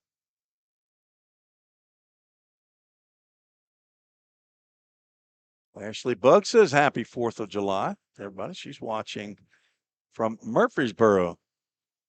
There we go. Do we finally have the home place? That is off the handle to shortstop. Going to have to go to second in a low throw, but it's the third baseman. Kaysen Hill was coming over to try to field that ground ball. It was fielded by Barrett Brown. And he got the middle runner for an out. Sullivan reaches on the fielder's choice. Down to third goes Hurt. Runners at the corners for the number 9 hole hitter, Jeremiah Bowman, who flew out and popped out on an attempted sac bunt. Leadoff batter Thomas Kuhn on deck. Jack Smith looking for a ground ball to a middle infielder right here. Sharply hit. And gets a called strike or a strikeout.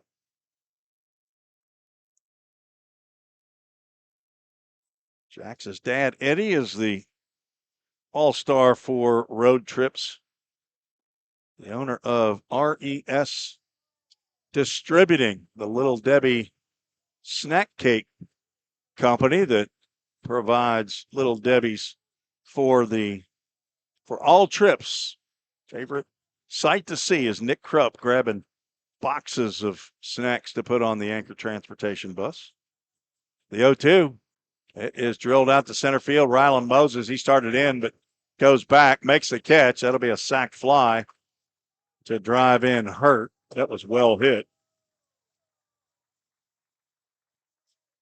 And then another run comes in for the Rotors. They lead 6-1. Easton Sullivan stays at first base.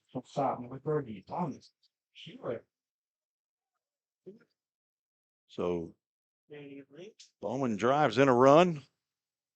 Now 2 outs. Kewen, who's 2 for 3, stands at the plate. He was a late add to the Rotors roster last year, came in and set the place on fire. He had really a great end of the year, probably one of the big helps to getting them into the championship round against Full Count. They had a epic 3-game series with the Paducah Chiefs. Shouldn't have won it. Paducah had a better year. Fulton might have been the last place team last year. They were in the bottom 2. Kuhn shakes his head no to try to help the home plate umpire, who has called that a strike in terms of positioning of the plate, but maybe not height-wise. 1-1 count. Smith with a long pause and delivers a 1-hop blocked by Zeller at the plate. Tate Dickinson is out in left field. Rylan Moses has been busy in center. Kaysen Youngblood playing that fun position in right field here at Low House Field. Kaysen Hill's at third, Barrett Brown at short, Ryder Blanchard at second, Edward McLeod is the first baseman. Jackson Zeller behind the plate. That ball's lined over to head of the shortstop into left field, and Kuhn now 3 for 4.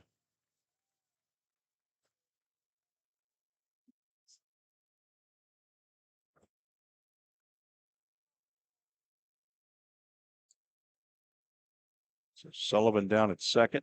Kuhn at first. Brings up Nick Causey from Madison, Alabama. He's heading to UAH.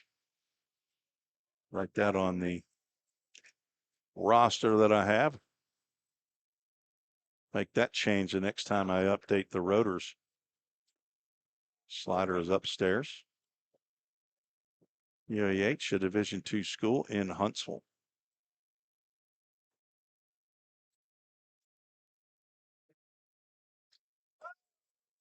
Count goes 2 balls and no strikes, 2 outs, 2 on, 1 run in, as the Rotors have scored in each of the last 3 innings and 4 of the 5 that have been played. Swing and a miss. Causey looking for extra bases.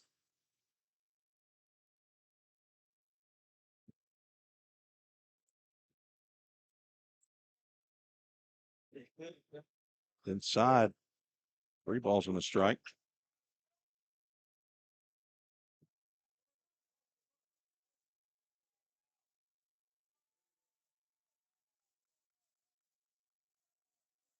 Three 1 pitch from Smith in there for a called strike. Causey throws his bat away and he's going to have to retrieve it to take a look at a Full Count Ministries full count.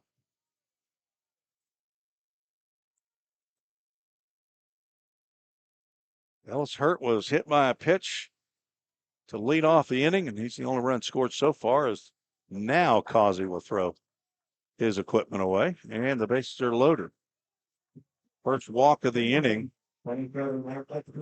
Smith in relief of Gus Daniels now has the bases loaded, and Zaid Diaz is 1 for 3.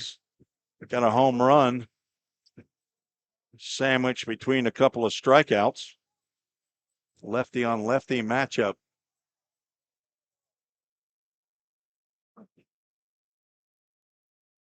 Former Chipola Community College, now at Troy. Zeller's shaking his head like, hey, that's not the pitch I called. Got a runner at second base, so pay attention to these signs I'm flashing. Don't want to get crossed up here. There's a slow breaking pitch that misses outside. Nowhere to put Diaz.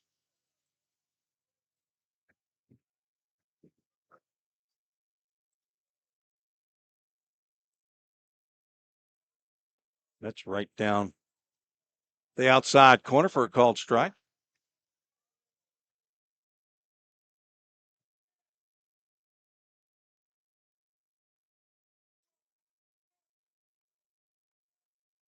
Smith looking to get out of the inning, and he's a pitch away from walking in a run. Duke Chiefs lead 2-0 at Hoptown early. 3-1 pitch from Smith. It's popped up. And Zeller, who does not have much room, it's going to come straight back. And a AAA autoglass foul ball, and we have a full count, Ministries full count. Runners will be on the move, or they should be. If they're not paying attention.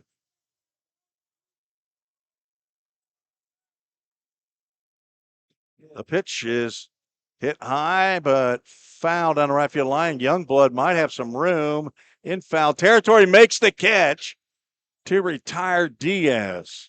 That was right in front of the wooden wall down past your view, but not sure how much Youngblood played the outfield. He proves he can catch a fly ball there, and a huge sigh of relief for the Rhythm fans.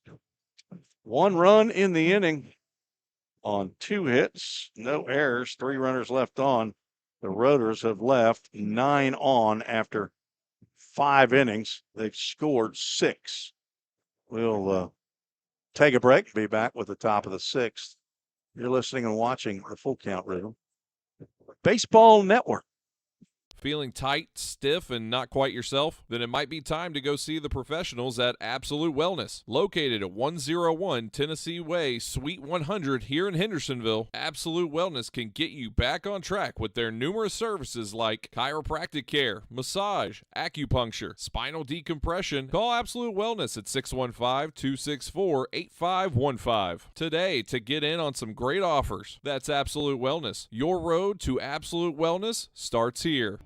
We all think about our home's yards, gutters, floors, and so much more. When was the last time you thought about your sprinkler system? That's where Music City Fire Sprinkler steps in. It may shock you that in-home sprinkler systems are discreet and affordable. Let the experts at Music City Fire Sprinkler tell you for themselves. Give them a call at 615-826-7450 or check them out on the web at mcfs.us. That's Music City Fire Sprinkler, proud sponsor of the Full Count Rhythm. Let's get back to Full Count Rhythm baseball action on the Full Count Broadcast Network.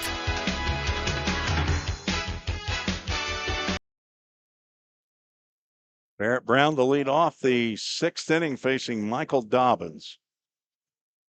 Looks at a called strike. Brown 0 for 1. Walked and scored the only run for Full Count, as way out in front of that changeup.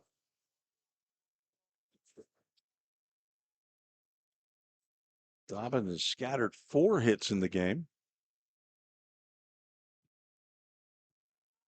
Jackson Zeller has a couple of them. That pitch misses downstairs.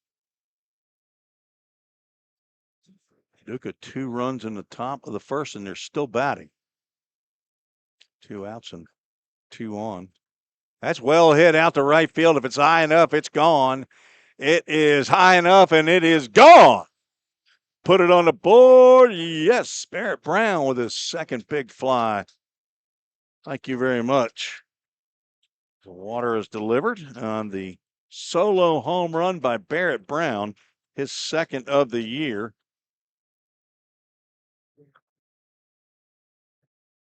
And the Rhythm trails 6-2.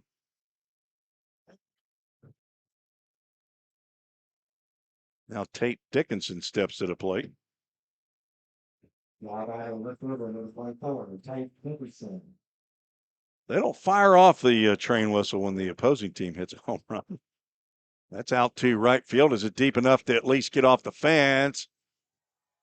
And Jacob Lott catches it right at the wooden wall for out number one. Nice play, playing that wall. Dickinson robbed of at least a hit. Now batting the purple, down third, Justin Bell. Might have got a double. Lott going that far back. If it had been a couple feet higher, would have kicked off that wall. I'm not sure if the second baseman was out there or not, but Zeller a little behind that fastball.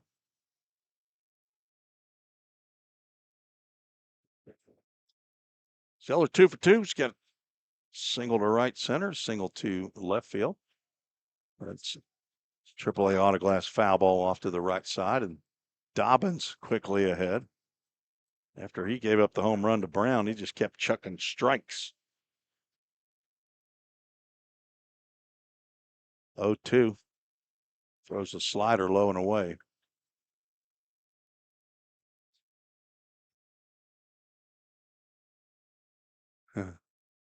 No Cam Suggs sighting today.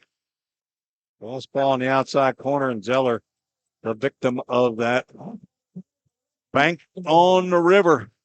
Goes down looking. You go, he's the catcher. He ought to know that too. He's been seeing that. Mostly been a strike for both teams. So 6 strikeout for number 6. And now 2 outs. So the Suggs were not at Paducah at Brooks Stadium yesterday.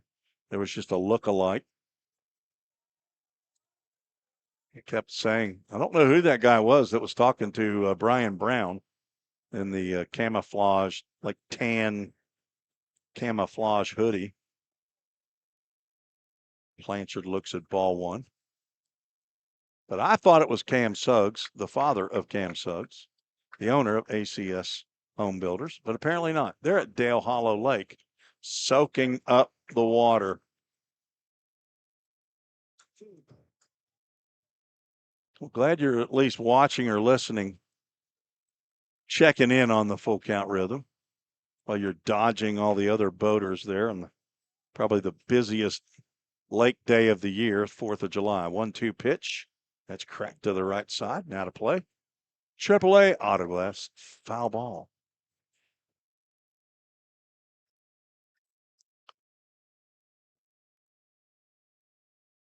The clan. The Suggs.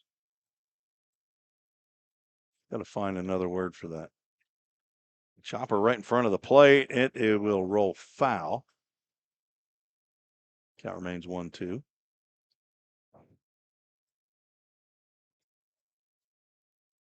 All them Suggs. Cam, Jessica, Maggie and Molly along.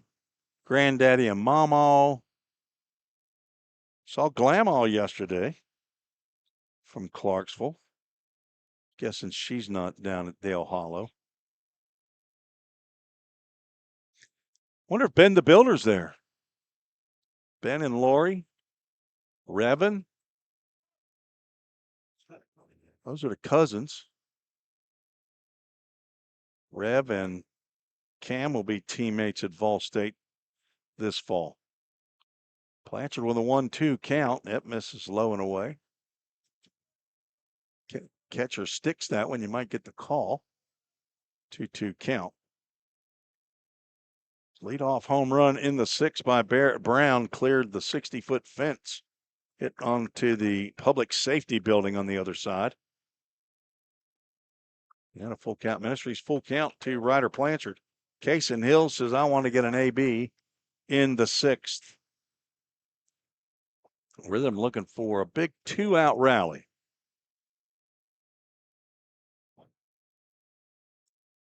Chase Dobbins from the game. And they're going to get the call strike. No, they don't. Dobbins put it in a spot where it's been striking all game long, does not get the call. I thought for sure he was going to get rung up. but he doesn't.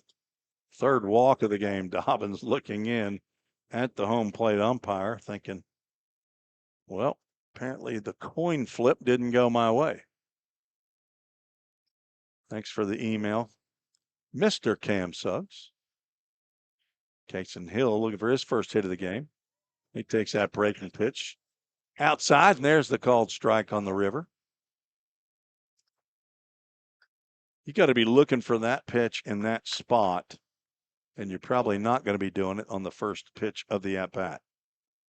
Breaking pitch back up in the dirt. Hopefully Blanchard will stay put at first base and let Casey Hill get his at-bat. Don't want to get thrown out at second base trying to steal when you're down 6-2. That's that same pitch that Blanchard just walked on, and it's called a strike. Jason says, I mean, you can't hit that bat with a 33-inch old hickory. You can't. He reaches out and hits a one-hopper to short, and he's going to go the short way to second to retire Blanchard. That will end the Rhythm top of the sixth.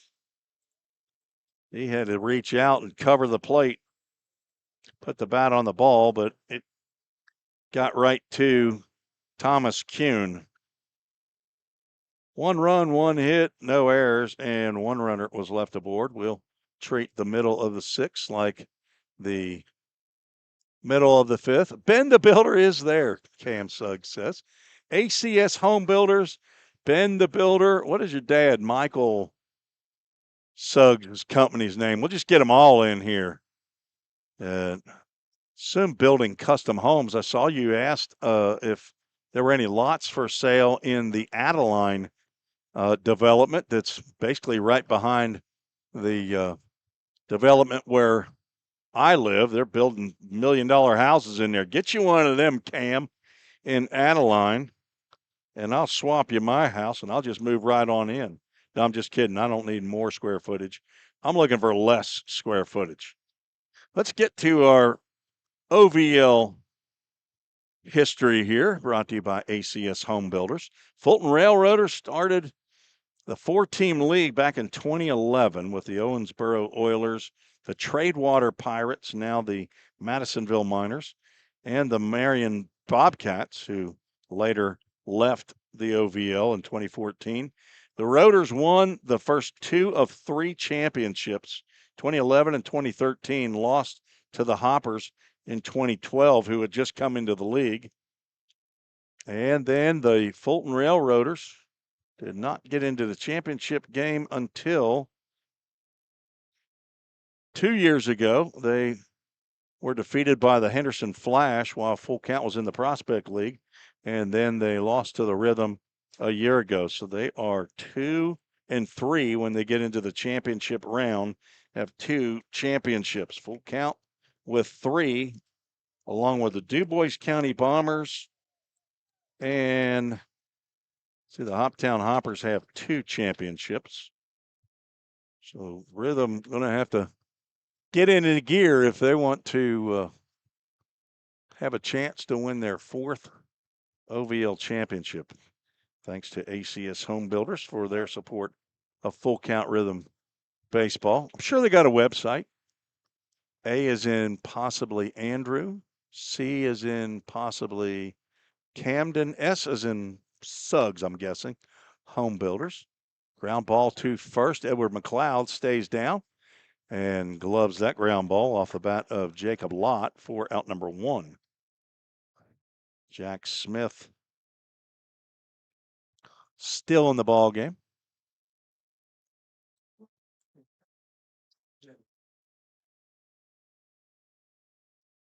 Ben Kaufman steps to the plate. I think his full name is Bennett. Heard him called Benny. But here on the Motlow State roster, it was Bennett. On this roster, it's Ben. He clubs one out to center field. Rylan Moses come in a couple of steps and make the catch for 2 quick outs here in the home half of the 6th. 9-inning contest tonight.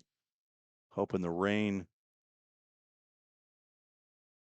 will stay away and we can get the game in and then get their fireworks off while we're bagging everything up. J&M Home Builders. As Ellis Hurt does not take the bat off his shoulders. The pitch thrown is out of the zone. Looks like Ellis is waiting for Jax to acknowledge that he's looking at him. Jax now acknowledges and delivers. Pitch right down the can that Ellis takes as though he's got the bat on his shoulders. So J&M Home Builders was his dad's company name. They retired in 2007. You know, retirement, it's a good life if you can get it. I highly recommend it. Pretty happy to have a little fun little hobby here to broadcast, though. Don't know what else I'd be doing. Not somebody that wants to work on my own house, that's for sure. My wife definitely would have me hanging pictures. That's popped up that it's going to come back this way. And clank off the roof. Thankfully, the roof is here.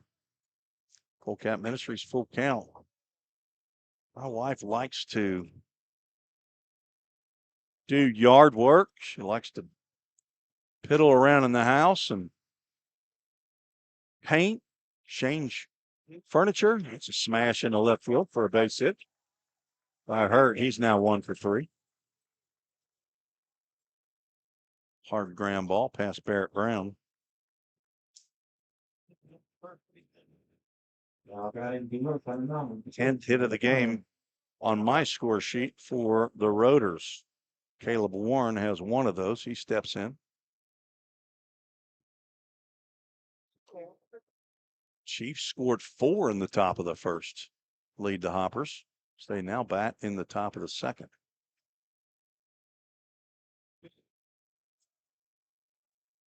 Two outs, one on. Warren, a strikeout, a walk, and a run scored, and a single. Facing Jack Smith in his second inning. Hurt with negligible lead over at first base. As the pitch is delivered. Let's see what's happening in the Henderson game.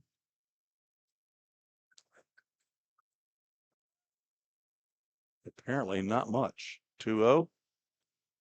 This is, I'm guessing, up. The count goes 3 balls and no strikes. They have not started scoring that game. Maybe they're getting some rain up in Henderson. 3-0 pitch is high, ball 4, and a 4-pitch walk. Retired the first 2 batters, give up a single and now a walk as Easton Sullivan comes to the plate. Second walk of the game for Smith, who's on in relief of Gus Daniels. He went the first 4 innings. There is action in the Rhythm bullpen now. Again, I can't see the pitcher. I can see the catcher. There's actually 2 down there. One who has shin guards and a mask on and a glove, but he's not the one catching. Nathan Rowland, who has no gear on, is the one catching the pitcher who's warming up. Popped out of play, AAA Autoglass foul ball. We thank our sponsors. Title sponsor, Chick-fil-A of Rivergate, Todd Hundley. The title sponsor, jersey sponsor, starting lineup. Player of the game, runner from second, started to go, and the pitch is up for ball 2. Let's see if there is any rain in the area.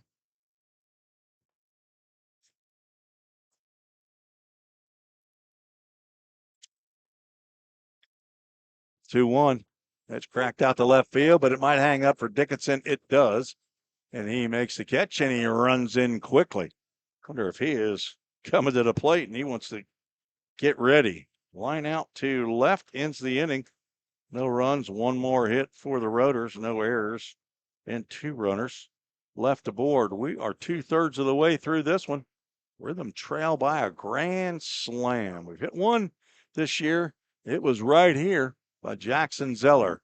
Can they do it again? We'll be right back after this short break.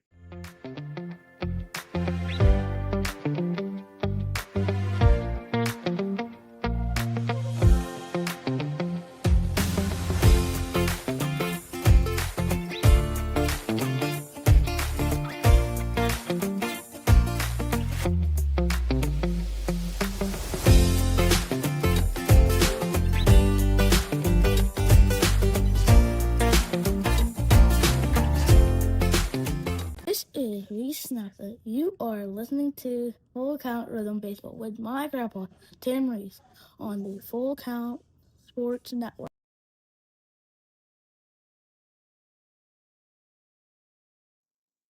Reese Snapko with the bumper.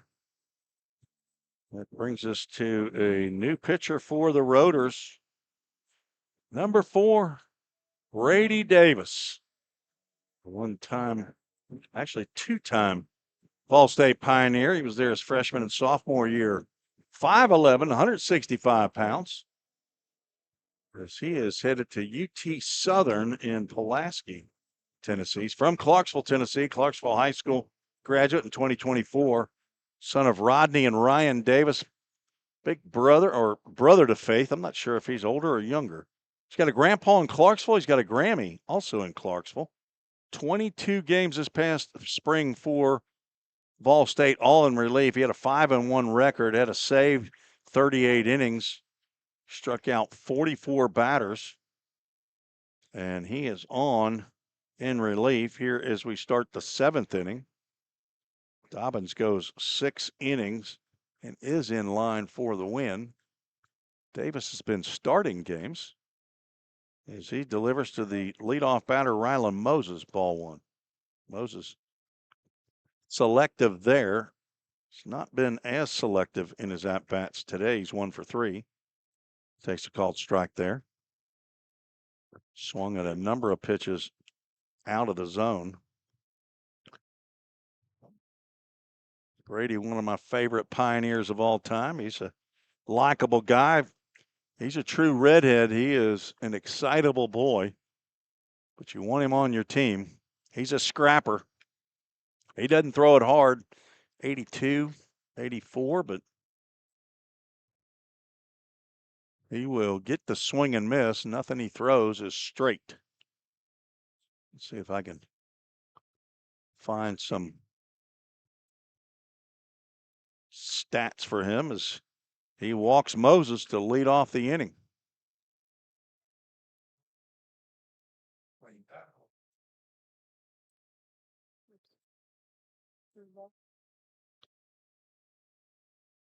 Dobbins gives up 5 hits, 2 runs. They were earned. Walked 3 on my score sheet. Struck out 6. Did plunk a batter and gave up a big fly. He faced 21. Make that 27 batters. 9 times 3 is 27. As Case in Youngblood foul tips the first pitch he sees into the mitt of Jeremiah Bowman.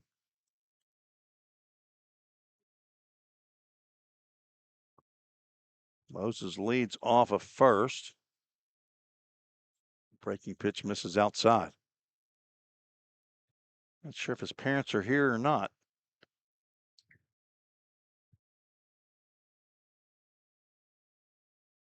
There is a bunch of rain up north of us here in Kentucky. That ball's hit out to right field as it got enough to get to the fence. Jacob Lott's under it and he makes the catch. Not enough to get there. So a shallow fly ball into right center field retires Youngblood. He's now 0 for 3 and was the hittee on the hit by pitch by Dobbins. Hudson Saparulo's 0 for 2, 0 for 3 make it. He is triple due. Brady Davis. Hate rooting against Davis, but I got to root for the Rhythm as he throws a changeup or a tailing fastball there. Gets the swing and a miss by Saparulo.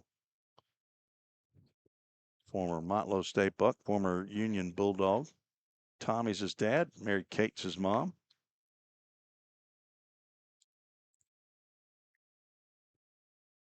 Is it Laney is his fiance? Going by memory now. Another pitch sailed away. 2 balls and a strike. Now I got my bio open.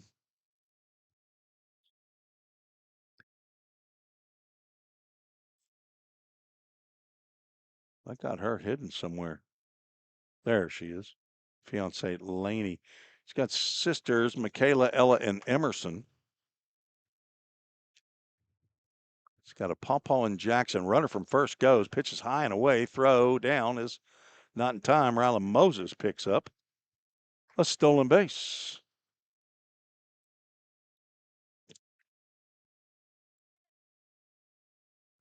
That's his second of the ball game.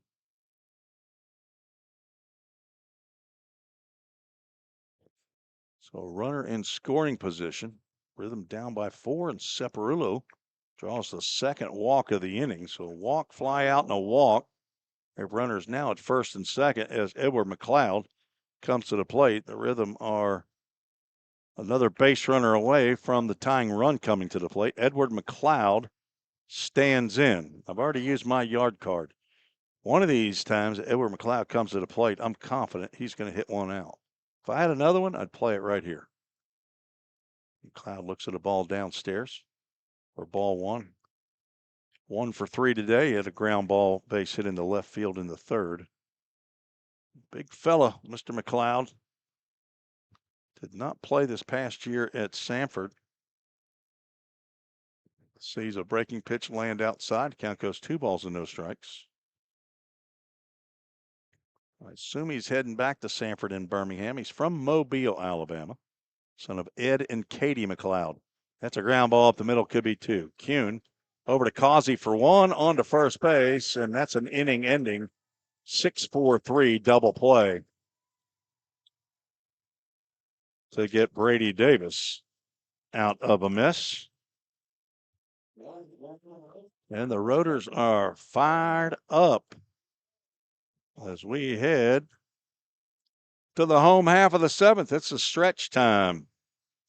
Rhythm trails 6-2. We'll be right back. If you didn't know, the Full Count Rhythm is part of the organization called Full Count Ministries. Full Count's mission is to give every baseball player the opportunity to hear the gospel, respond to the gospel, and grow in the relationship with Jesus. With Full Count, you could lead by discipling the next generation by using our resources, or you could go on international mission trips. For more of what we do, check out our website at fullcountministries.com or our pages on Instagram and Facebook. Safeware is there when response is critical, assisting in the classroom as you shape the future of America, helping you build roadways and infrastructure for tomorrow. With protective solutions, innovative technology, and leading technical services, Safeware works tirelessly to provide our nation's workforce with confidence in their safety. Before, during, and after, Safeware is there.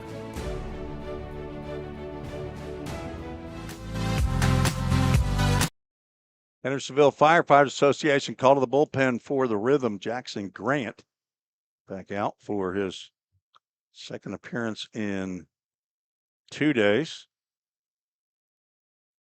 Grant, a left-hander in the portal, transferring out of Erskine College down in South Carolina. Third pitcher out for Jimmy Gamboa. The Full Count Rhythm sticking with that left-hander. They call him J5. I don't really know why. I know the J part. That's Jackson. I'm not sure what the 5 is for. 6'1", 170-pound, redshirt sophomore from Flowery Branch, Georgia. Cherokee Bluff High School. Son of Glenn Grant in Flowery Branch. Got a grandma in Peachtree City, Georgia. Mimi and Buddy in Blue Ridge, Georgia, staying in the host home of Drew and Caroline Robertson. Caroline, the assistant operations day manager to Brooke Carmen, Josh Carmen's wife, who she does it all. Carolina, huge help to her. And Drew Robertson, a former 3-year player for the Full Count Rhythm, formerly played for the Catawba Indians. Jackson Grant on in relief of Jack Smith, who goes 2 innings. Gives up 3 hits, 1 run. It was earned. Walked 2. And the first pitch nearly clips Jeremiah Bowman.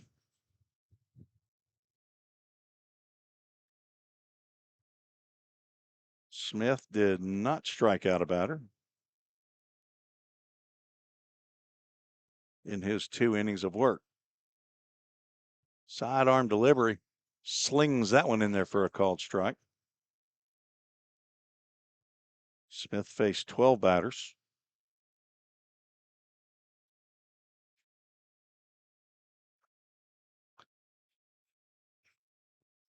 Grant with the sidearm delivery leaves it outside. It's hard to do that with his umpire. If you've been with us all game long, you know that. Grant did not pitch last year. He took that as a gap year, swing and a miss on a slow breaking pitch there. 2025 got in 3 games for the Fleet at Erskine, all in relief. Did not allow an earned run. And we've gone to a Full Count Ministries full count. To the number 9 hole hitter, Thomas Kuhn with 3 hits, waiting on deck.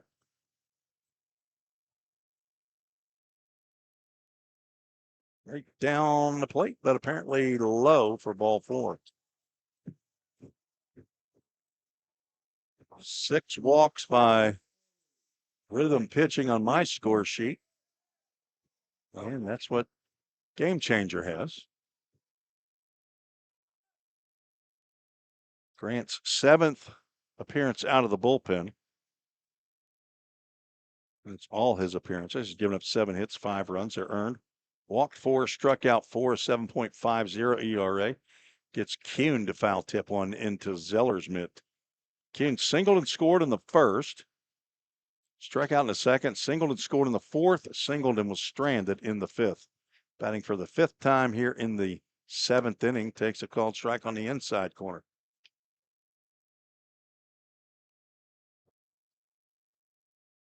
Six to 2. The Rotors trying to get their second win in 6 attempts against Full Count this year. King steps across the plate to check on that one. It's wide.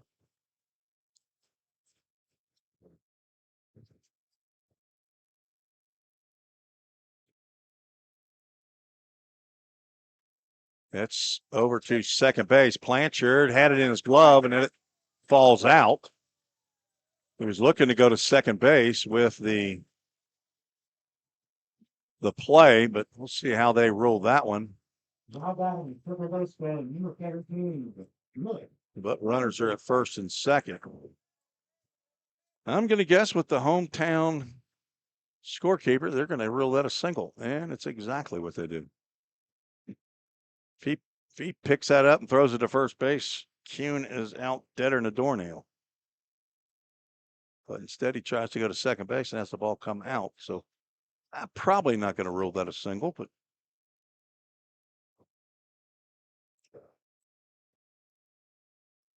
that would have been one of those. I probably wouldn't have fought Ken Stiegel, our official score, with it too much. But I'm going to tell you, Ken, he thinks a hit should be a hit. That was a ground ball to the second baseman, who, when he twirled to try to go to second as the squaring around the bunt, is Nick Causey. Again, this is the 3rd attempt at a sack bunt. They're 1 for 2 in the day. Got a 4-run lead. And they're got 2 on, nobody out, trying to move 2 runners in scoring position. This is a summer collegiate baseball league. I'm saying hit away. Causey bunts one foul down the first base line. McLeod, who was charging, could not get over to make the grab there. Count goes 1 ball, 1 strike. Nick Causey, I guarantee, was not asked by Dan McShay very often at Motlow State.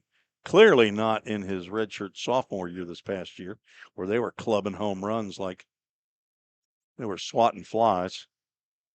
They weren't sack bunting a lot, as he's not sack bunting there, and he fouls that one off the screen. There was about a 26-25 final score game between Columbia State and Motlow State down at Motlow State's field in Tullahoma that I watched on a broadcast, and that was amazing. Motlow State didn't win it. It was whoever's going to bat last, but they try to come back. That ball bounces out of the glove of Jackson Zeller. There's the sack punt that you didn't get. It'll be on a pass ball. That allows Bowman to go to third and Kuhn to go to second.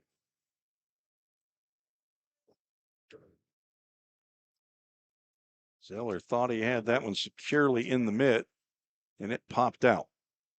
2-2, runners to second and third. And that's lifted out the left field. That'll get a run in, if not more. Dickinson underneath it and makes the catch. Tagging is Bowman, and the throw to third is not in time, says. And the home run whistle is going off. I'm not sure why the home run whistle goes off, but a sacrifice nonetheless. Somebody thought that was a home run. Instead, it's a second sacrifice by Nick Causey. This one's a sac fly. Well, it's the first out. Kuhn now moves over to third, and it's 7-2. Say Diaz swings and fouls that one.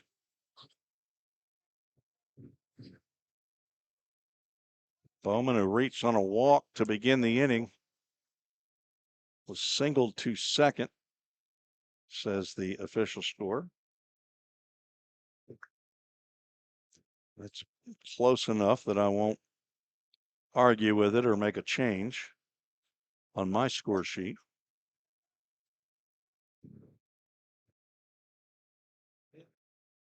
Oh, 1 catches the outside corner. Diaz does not agree. He's down in the count 0-2.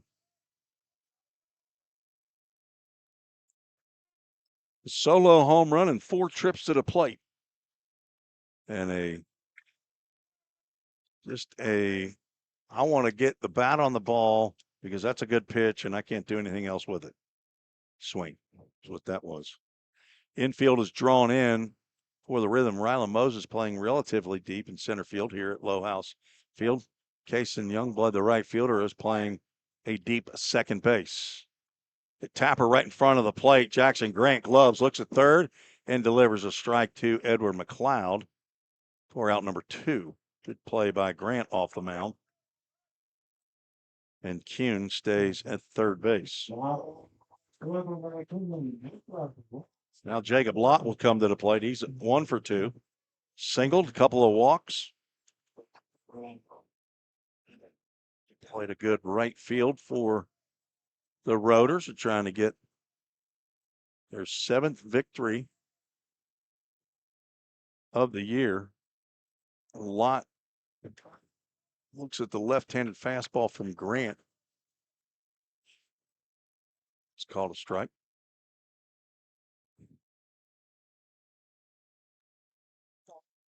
Quickly, the count goes 0-2.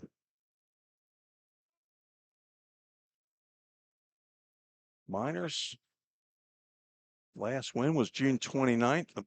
The Rotors defeated Henderson Flash 7-2 right here at Low House Field. Breaking pitch didn't break far enough, and Lott bent down over the top of that one. Zeller catches it to keep Kuhn at third. They lost on the last day of June 17-6 to Madisonville, then lost 10-9 in extra innings as Madisonville came with 6 runs in the 9th inning to tie that game up, and then won it in the 10th as Jackson Grant gets a slow swing, and I'm not sure who Jacob Lott is waving his hand at, but that's a Corson Fire and Security strikeout to end the inning. But they had one on one hit, no errors, and one runner was left on base. We're headed to the top of the eighth. Rhythm still have a couple of cracks at the rotors. See if they can get back in this ballgame. Feeling tight, stiff, and not quite yourself? Then it might be time to go see the professionals at Absolute Wellness. Located at 101 Tennessee Way, Suite 100 here in Hendersonville, Absolute Wellness can get you back on track with their numerous services like chiropractic care, massage, acupuncture, spinal decompression. Call Absolute Wellness at 615-264-8515 today to get in on some great offers. That's Absolute Wellness. Your road to absolute wellness starts here. Compliant with code. If you're a facility manager or building owner, you've heard the term plenty of times. At Corson Fire and Security, we work to keep buildings compliant with the most demanding code of all, our own. We've been protecting people and property since before most of today's codes were even written. And what we've learned along the way makes us the best choice to partner with for the future. Corson Fire and Security, celebrating 70 years. Learn more at corson.com. Let's get back to Full Count Rhythm Baseball action on the Full Count Broadcast Network.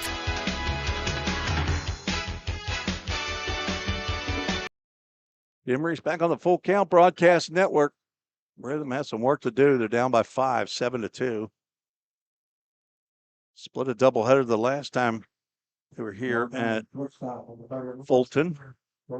Both games ended 8-5. Full Count won 16-3 at home and then a 2-0 shutout.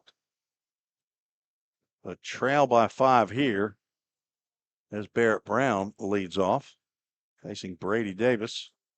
And Davis pours in the strike. Brown still hitting left-handed as he has been all game long. The switch hitter, he's 1 for 2. He hit a second home run of the season over the 60-foot fence. 225 down the line. Probably hit it over about the 275 area of the wall, but he hit it plenty high. I don't know what the distance was, but it might have been out at Drakes Creek Field number 3. Never saw it land. 1 ball, 2 strike count to the leadoff batter, Barrett Brown, playing shortstop tonight. And he spoils offering as that one zips into the third base dugout. Thankfully hit one of the support beams before catching somebody in the kisser down there. Lots of rain in and through the state of Kentucky, at least western. That's a slow roller to short, and that's going to be a tough play for Sullivan. He picks and throws. Nice stretch by Kaufman, but Brown beats out the nubber. That's his second hit of the game. Nice try by Easton Sullivan. He's also a catcher. Playing third base. Nick Causey, normally the third baseman, playing second base tonight. Owen Phillips, typical second baseman, not in the lineup. Bugs Meadows also occasionally plays second base. Or outfield as Tate Dickinson looks at a called strike on the outside corner. Dickinson 0 for 3. He is looking to bust out right here. Tate, the LSU Bengal, and he smokes one down the left field line, but it's foul. Done that once already today. Then came back and looked at strike 3. 6'2", 195-pound rising redshirt sophomore at LSU Eunice. Patrick Dickinson, Captain Patrick Dickinson, his dad. Monique Dickinson, his mom. Davis misses low and away. He's got a sister, Rhea. He's got grandparents in Abita Springs, Louisiana. He calls them Grumps and Nana. And also a set in Belle Chase, Paparoo and Grandma. Davis on in relief of Michael Dobbins, who went the first 6 innings.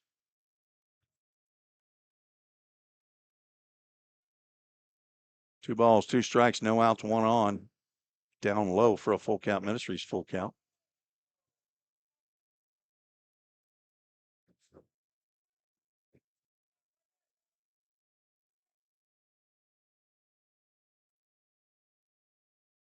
Round does not go, and the pitch lands low. Davis tried to get the swing and miss on the changeup.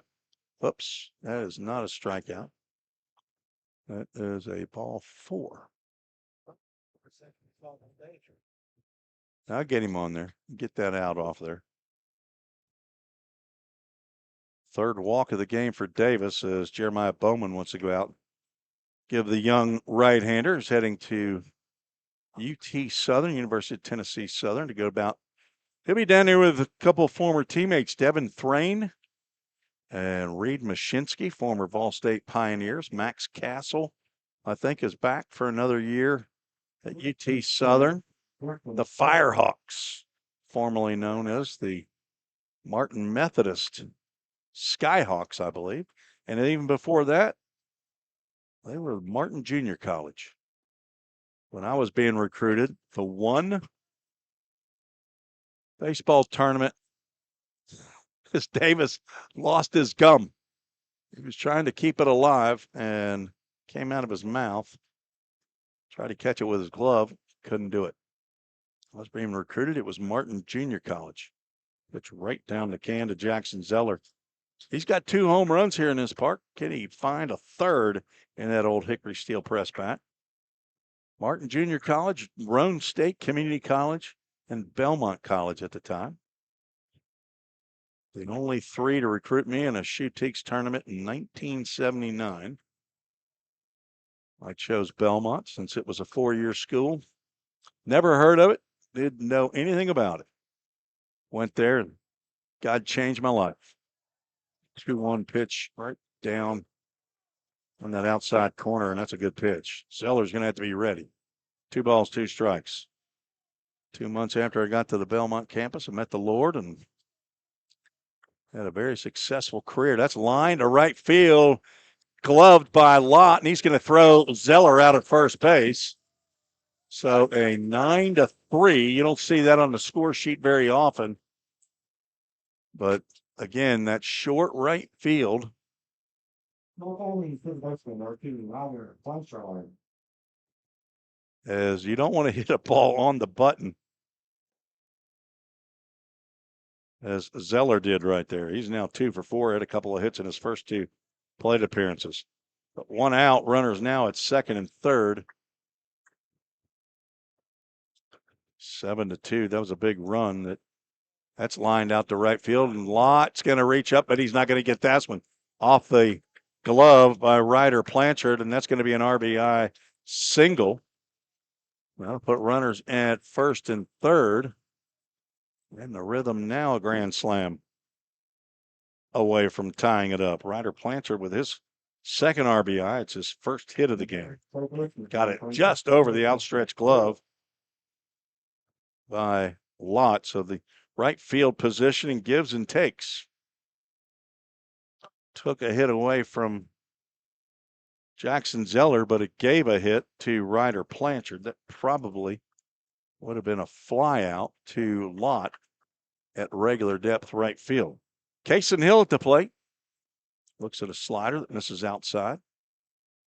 7-3 is the score. Rhythm batting here in the top of the 8th inning, facing Brady Davis, one of the top pitchers for the Rotors. Gets the slider apparently down. Brady not happy with that.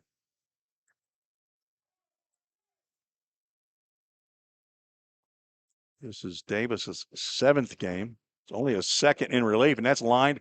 That's going to be not caught. An attempt by Ellis Hurt, and he looks like he might be hurt. Drops his glove, tosses the ball in. Runner's going to be at first and second as Hill gets an RBI single. Let's check on Ellis Hurt. The score is 7-4. He made a diving attempt. Not sure if his glove may have folded back and hurt his wrist. Not sure if this is the general manager, Charlie Furbett, who is in uniform, former Rotor player. Or is that J.D. Willis, the head coach? I think that is J.D., the head coach. So Hill now 1 for 3. That's back-to-back hits brought to you by Twin Oaks Storage. Eddie Smith, the father of Jack Smith. Appreciate Twin Oaks Storage support of Full Count Rhythm Baseball. Rhythm finally scored 2 runs in an inning. Single by Barrett Brown, a walk. It would have been a single anywhere else.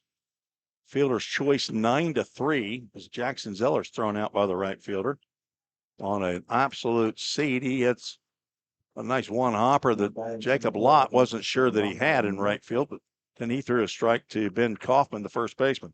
Now back to the top of the lineup, Rylan Moses, who hit a little ground ball with 2 outs in the 4th, took away my yard card. But has anybody got a yard card for Moses, as he is now the tying run at the plate? 4 home runs on the season, 17 RBIs that leads the club. He could get an even 5 and 20. He hits one out of here, swings at an off-speed pitch from Davis. So Ellis Hurt stays in the game. Still doesn't have that glove on his left hand. And he's out there practicing his hitting stroke. The pitch sails low and away. Davis, 25 2/3 innings before this contest. Second relief appearance. 29 strikeouts in those 25 innings. That's ripped to first base line. It hits the umpire in foul territory. That umpire got it on the hop, right in the stomach. It looks like he's okay. That's why umpires stand in foul territory. You can still get hit in foul territory and it'd be a fair ball. But if it had hit in fair territory and hopped over the first base bag, this one did not. The first time it hit was right in front of the umpire in foul territory. The count goes 2 balls and 2 strikes. 1 out, 2 on. Rhythm trying to get back into the ball game. Scored 2. A tying run at the plate. That is drilled off the right field fence. It's going to hit and stop. They're going to try to send the runner. The throw to the plate is not in time. On the throw, Moses. Good base running move. Moves down to second base. Runners now at second and third, and it's 7-5. So Moses picks up the RBI on the single.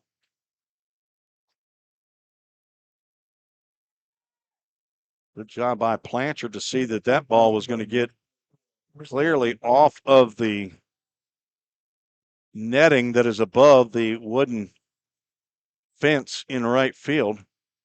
And the Rhythm has scored 3 in the inning off of Davis. There is activity in the Rotor bullpen. It's Casey Youngblood swings through a fastball. He is 0 for 3. Moses now 2 for 4 with an RBI. Picked up his team-leading 17th RBI. I thought he already had 17. He does now. And Youngblood down the count 0-2. Missed several weeks in the season with a foot injury and is just in his second game back with full count. He's heading to Ball State. He drills one out to left field. Ellis Hurt's not going to get to that one. It's going to get down the line. 2 runs are going to score. Youngblood, for some reason, waiting at first base. Does not go to second. Nick Krupp, the first base coach, having a conversation with him, have no idea. Ellis Hurt didn't even try to throw to second base. But we are tied up as Youngblood does get 2 RBIs, and that will end the evening for Brady Davis. Does not have much luck with the Rhythm. Gives up the lead. And we'll have a new pitcher. for the Rotors. And Casey Youngblood's going to come into the dugout. And we'll see what kind of conversation head coach Josh Carmen has with Youngblood. I'm not sure if he didn't realize that ball was going to be curling.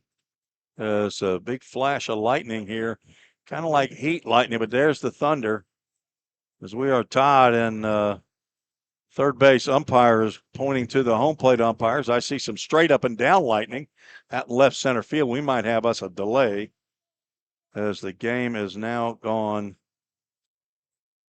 tied. And I think we're going to have a delay here. I'd be surprised especially with the lightning I just saw out there to left center field. And they are now pulling them off the field. We're going to be delayed at 8:06 Central with the score tied, 1 out, 1 on here in the top of the 8th inning. And we'll check the radar. Let's see if I can find that announcement. Weather delay.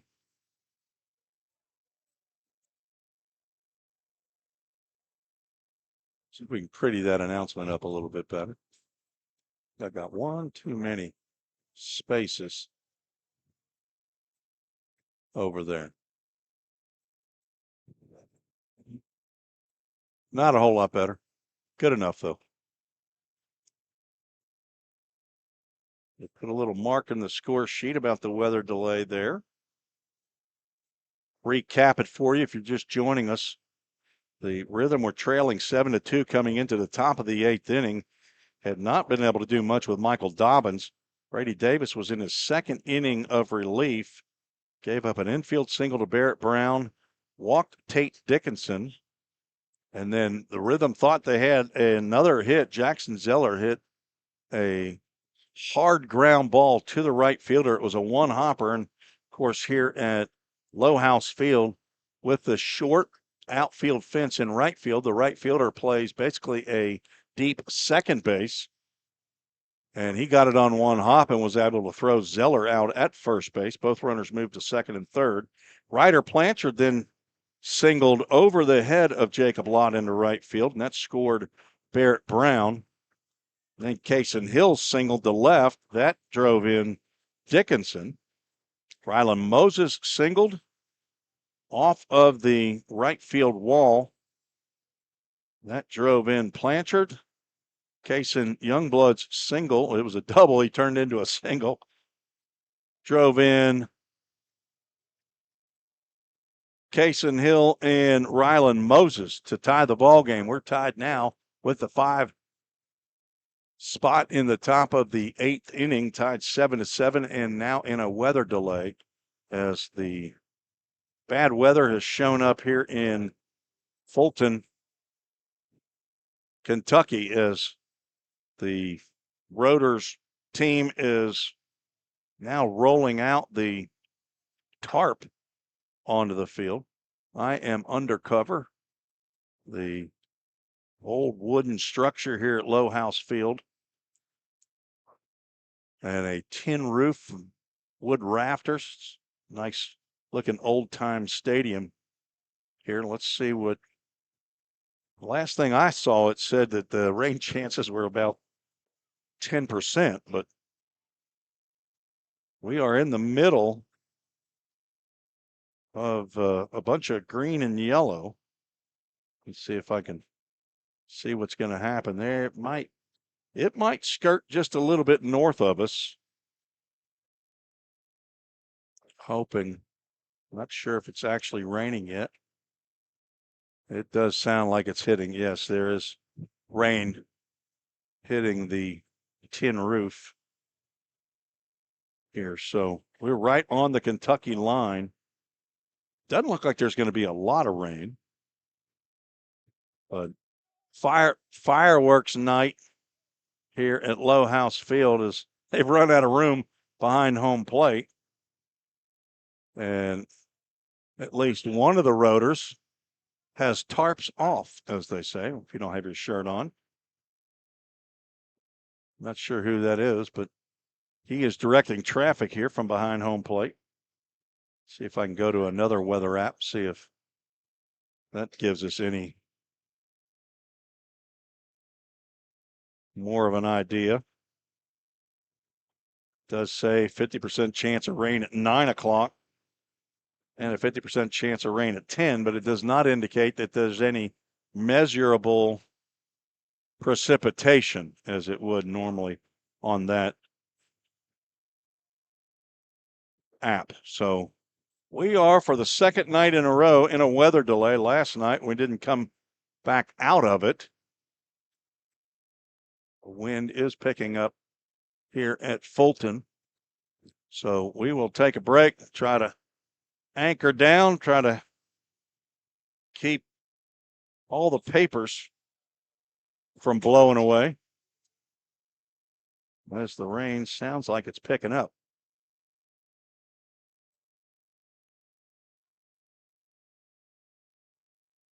They're about to get this tarp on here, right? I'm guessing they haven't had a lot of experience putting a tarp on here. This is as I said, it's a different configured stadium.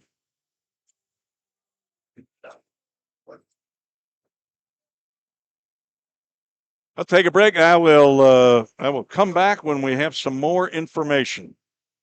We're watching and listening to the Full Count Broadcast Network.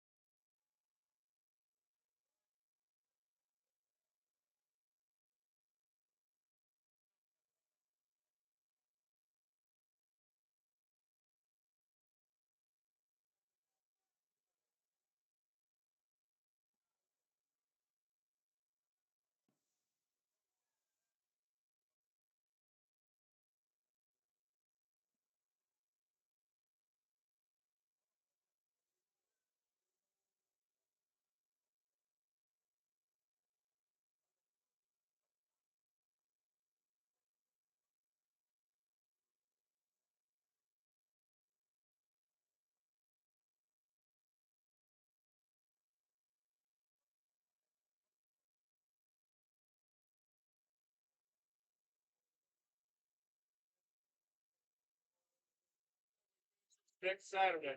Next Saturday? Come back here next Saturday. Not my call, let's have a good thing. We're not gonna play. No. We got rain 2 more hours here. 10 again for the fireworks.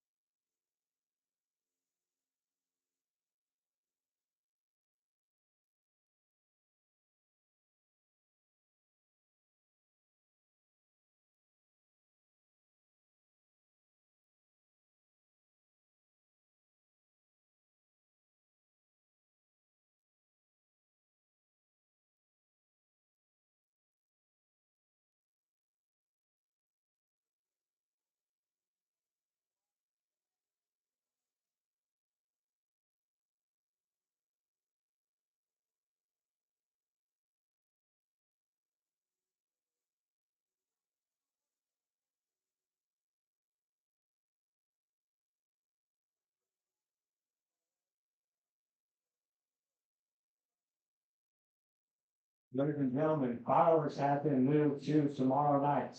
The fireworks have been moved to tomorrow night.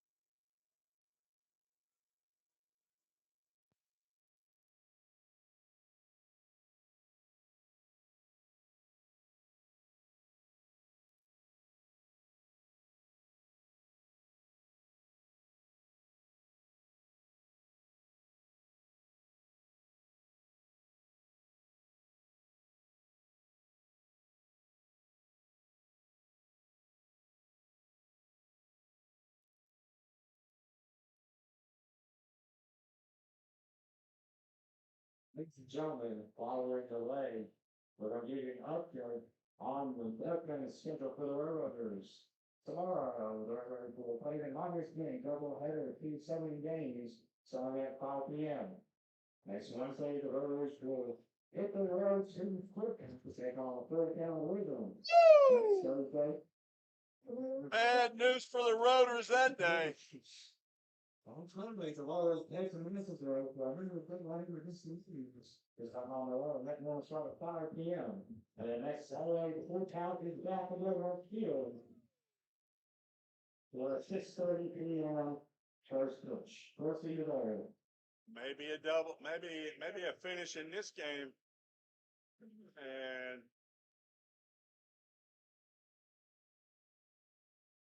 where are the umpires? They're the ones supposed to rule on this.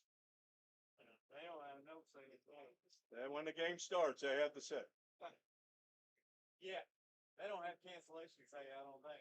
Yeah, they have say on whether or not we're done playing today.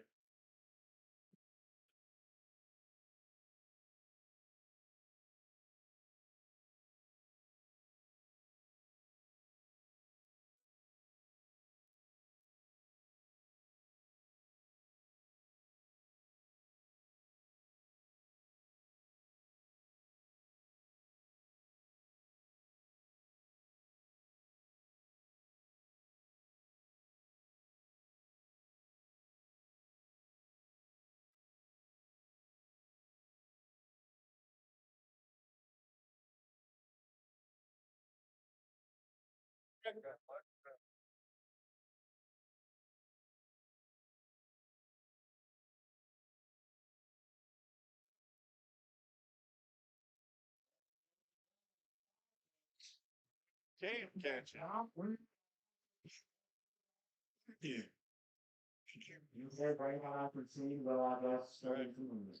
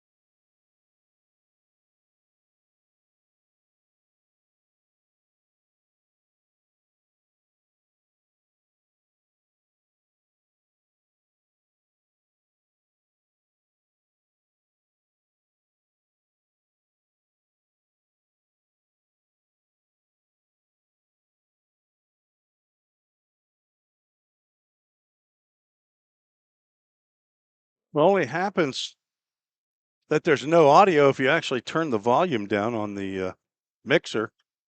We do have the fireworks display going on here at Low House Field in the middle of the weather delay.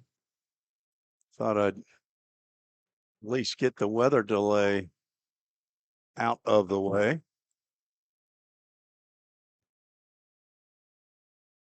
So you can at least see some of the fireworks that are going off out center field, left center field here at Low House Field in Fulton, Kentucky.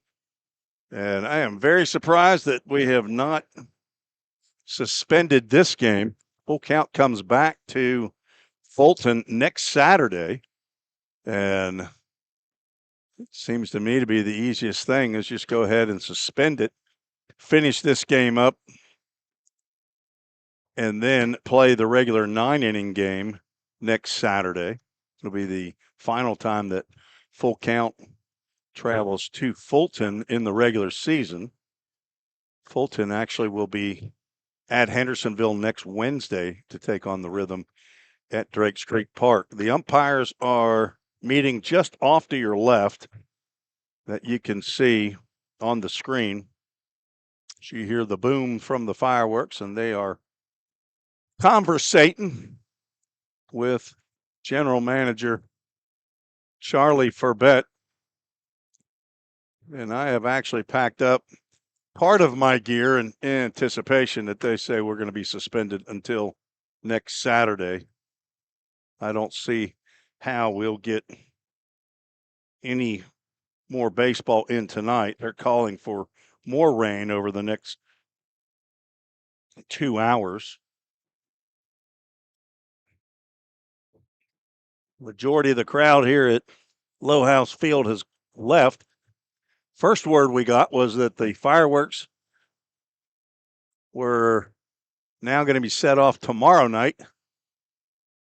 And then the next word we got was they were going to go off at 9:15, and then promptly at 9 p.m. they started setting them off here at Low House Field. If you're just tuning in, 7-7 is the score. The Rhythm scored 5 runs in the top of the 8th inning and are still batting in that 8th inning with 1 on and 1 out. If somehow or another somebody makes a decision that says we're calling the ball game and we're going to revert back to the 6th, then the Rhythm will lose 7-2, as that's the last full inning. I say 6, it was a 7th inning. Fulton was leading 7-2 after 7 complete. So it currently is 7-7. Rhythm got to Brady Davis, who was in his 2nd inning of relief with Michael Dobbins, who pitched very well in his 6th inning. Not sure how many pitches he threw, but pitched very well. Brady Davis got an inning-ending double play in the 7th inning for Full Count, but then the Rhythm started knocking him around a little bit with the aid of the short right field wall, wooden fence that's up about 20 feet, and then another 40 feet of netting that guards the public safety building on the other side of right field. It's only 225 down the right field line, goes out to about 335 in dead center to the short wall. 370 to the deepest part in left center as you continue to hear the fireworks off in left center field. So they're home for a doubleheader tomorrow, the Railroaders. And I think there's possibility of some bad weather in Western Kentucky again. Fulton or Full Count will be at Hoptown tomorrow for a doubleheader as well. 2 7-inning contests. The Hoppers game against the Paducah Chiefs was canceled in about the 2nd inning, I believe, of that game, 2nd or 3rd inning. The Henderson Flash, last I checked, they were still playing. They had gotten a late start against the Madisonville Miners. And the last time I checked that, it was 5-1. going to the bottom of the second. Henderson with a grand slam in the first inning. Scored 5 runs on 2 hits. Put away my score sheet here. I'd give you a replay of the game, but I doubt you're here to hear that. Barrett Brown hit a solo home run, RBIs in the 8th inning by, I know Rylan Moses had 2 or 1. Payson Youngblood had 2. He had a line drive down the left field line. Drove in 2 runs. Kaysen Hill had an RBI single in the 8th as well. Barrett Brown, Tate Dickinson reached. Jackson Zeller would have reached on a regular field, but the right fielder playing very shallow in right field, and he had a 1-hopper right to Jacob Lott, the right fielder, who threw a strike and got Jackson Zeller by 5 steps at first base. That did push 2 runners to second and third, and after that, the Rhythm plated 5 to tie the game at 7-7. Full Count has won 4 of the 5 games against the Railroaders this year. Of course, won the championship here, defeating the Roaders 2-0 to win their 3rd championship. Jackson Zeller earlier this year had 2 home runs here, including the only grand slam of the year for Full Count. Last year, it took the very last game of the year for the Rhythm collected their only grand slam by John Paul Head, the Triple Crown winner and Cub Stokes Award winner for Full Count. We're waiting to see if the rain will subside, and the weather app says we can get maybe an hour. And of course, they have to take the tarp off. We'll have to dump that water somewhere, and heaven knows where that's going to go. Maybe out in right field. Maybe on the warning track out there, they can slide it to. But the umpire's now coming around to probably have a conversation with Josh Carmen, head coach for the Rhythm.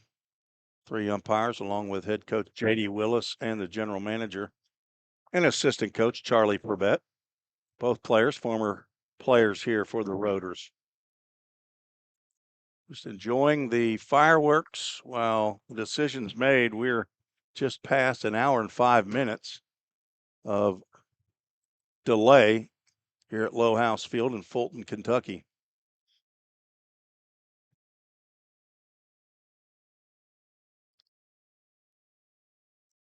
Josh Carmen now has joined the conversation. I would assume they've been in contact with Commissioner Will Cox to see what the options are. Have no idea what this field is like after the amount of rain that we received. I wouldn't say it was massive amount of rain, but it rained pretty good here for 45 minutes, I would say. The last 15, it's been just drizzling.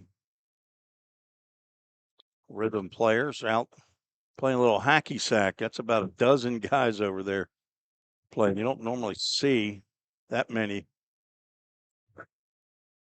play in that game, and we are shutting it down. Home plate umpire says we are done.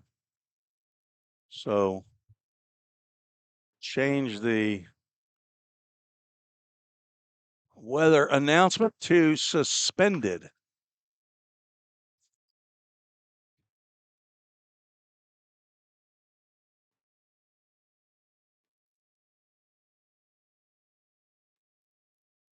Umpires walking away.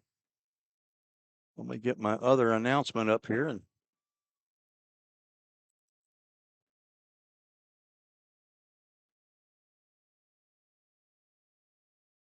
I'm going to put game suspended. I'm assuming it's suspended, not called. So you can check on the website on the schedule and find out if in fact the game is going to be played next week, but next Saturday. But for tonight, we are finished playing baseball. The umpire's walking away, so I'll shut it down. Thank you for watching Full Count Rhythm Baseball tonight, and we'll be back tomorrow with the doubleheader, Lord willing, and there's no rain. Take care. God bless you. This has been another Full Count Rhythm Baseball game presented by Full Count Ministries and Chick-fil-A of Rivergate. We'll see you next time right here on the Full Count Broadcast.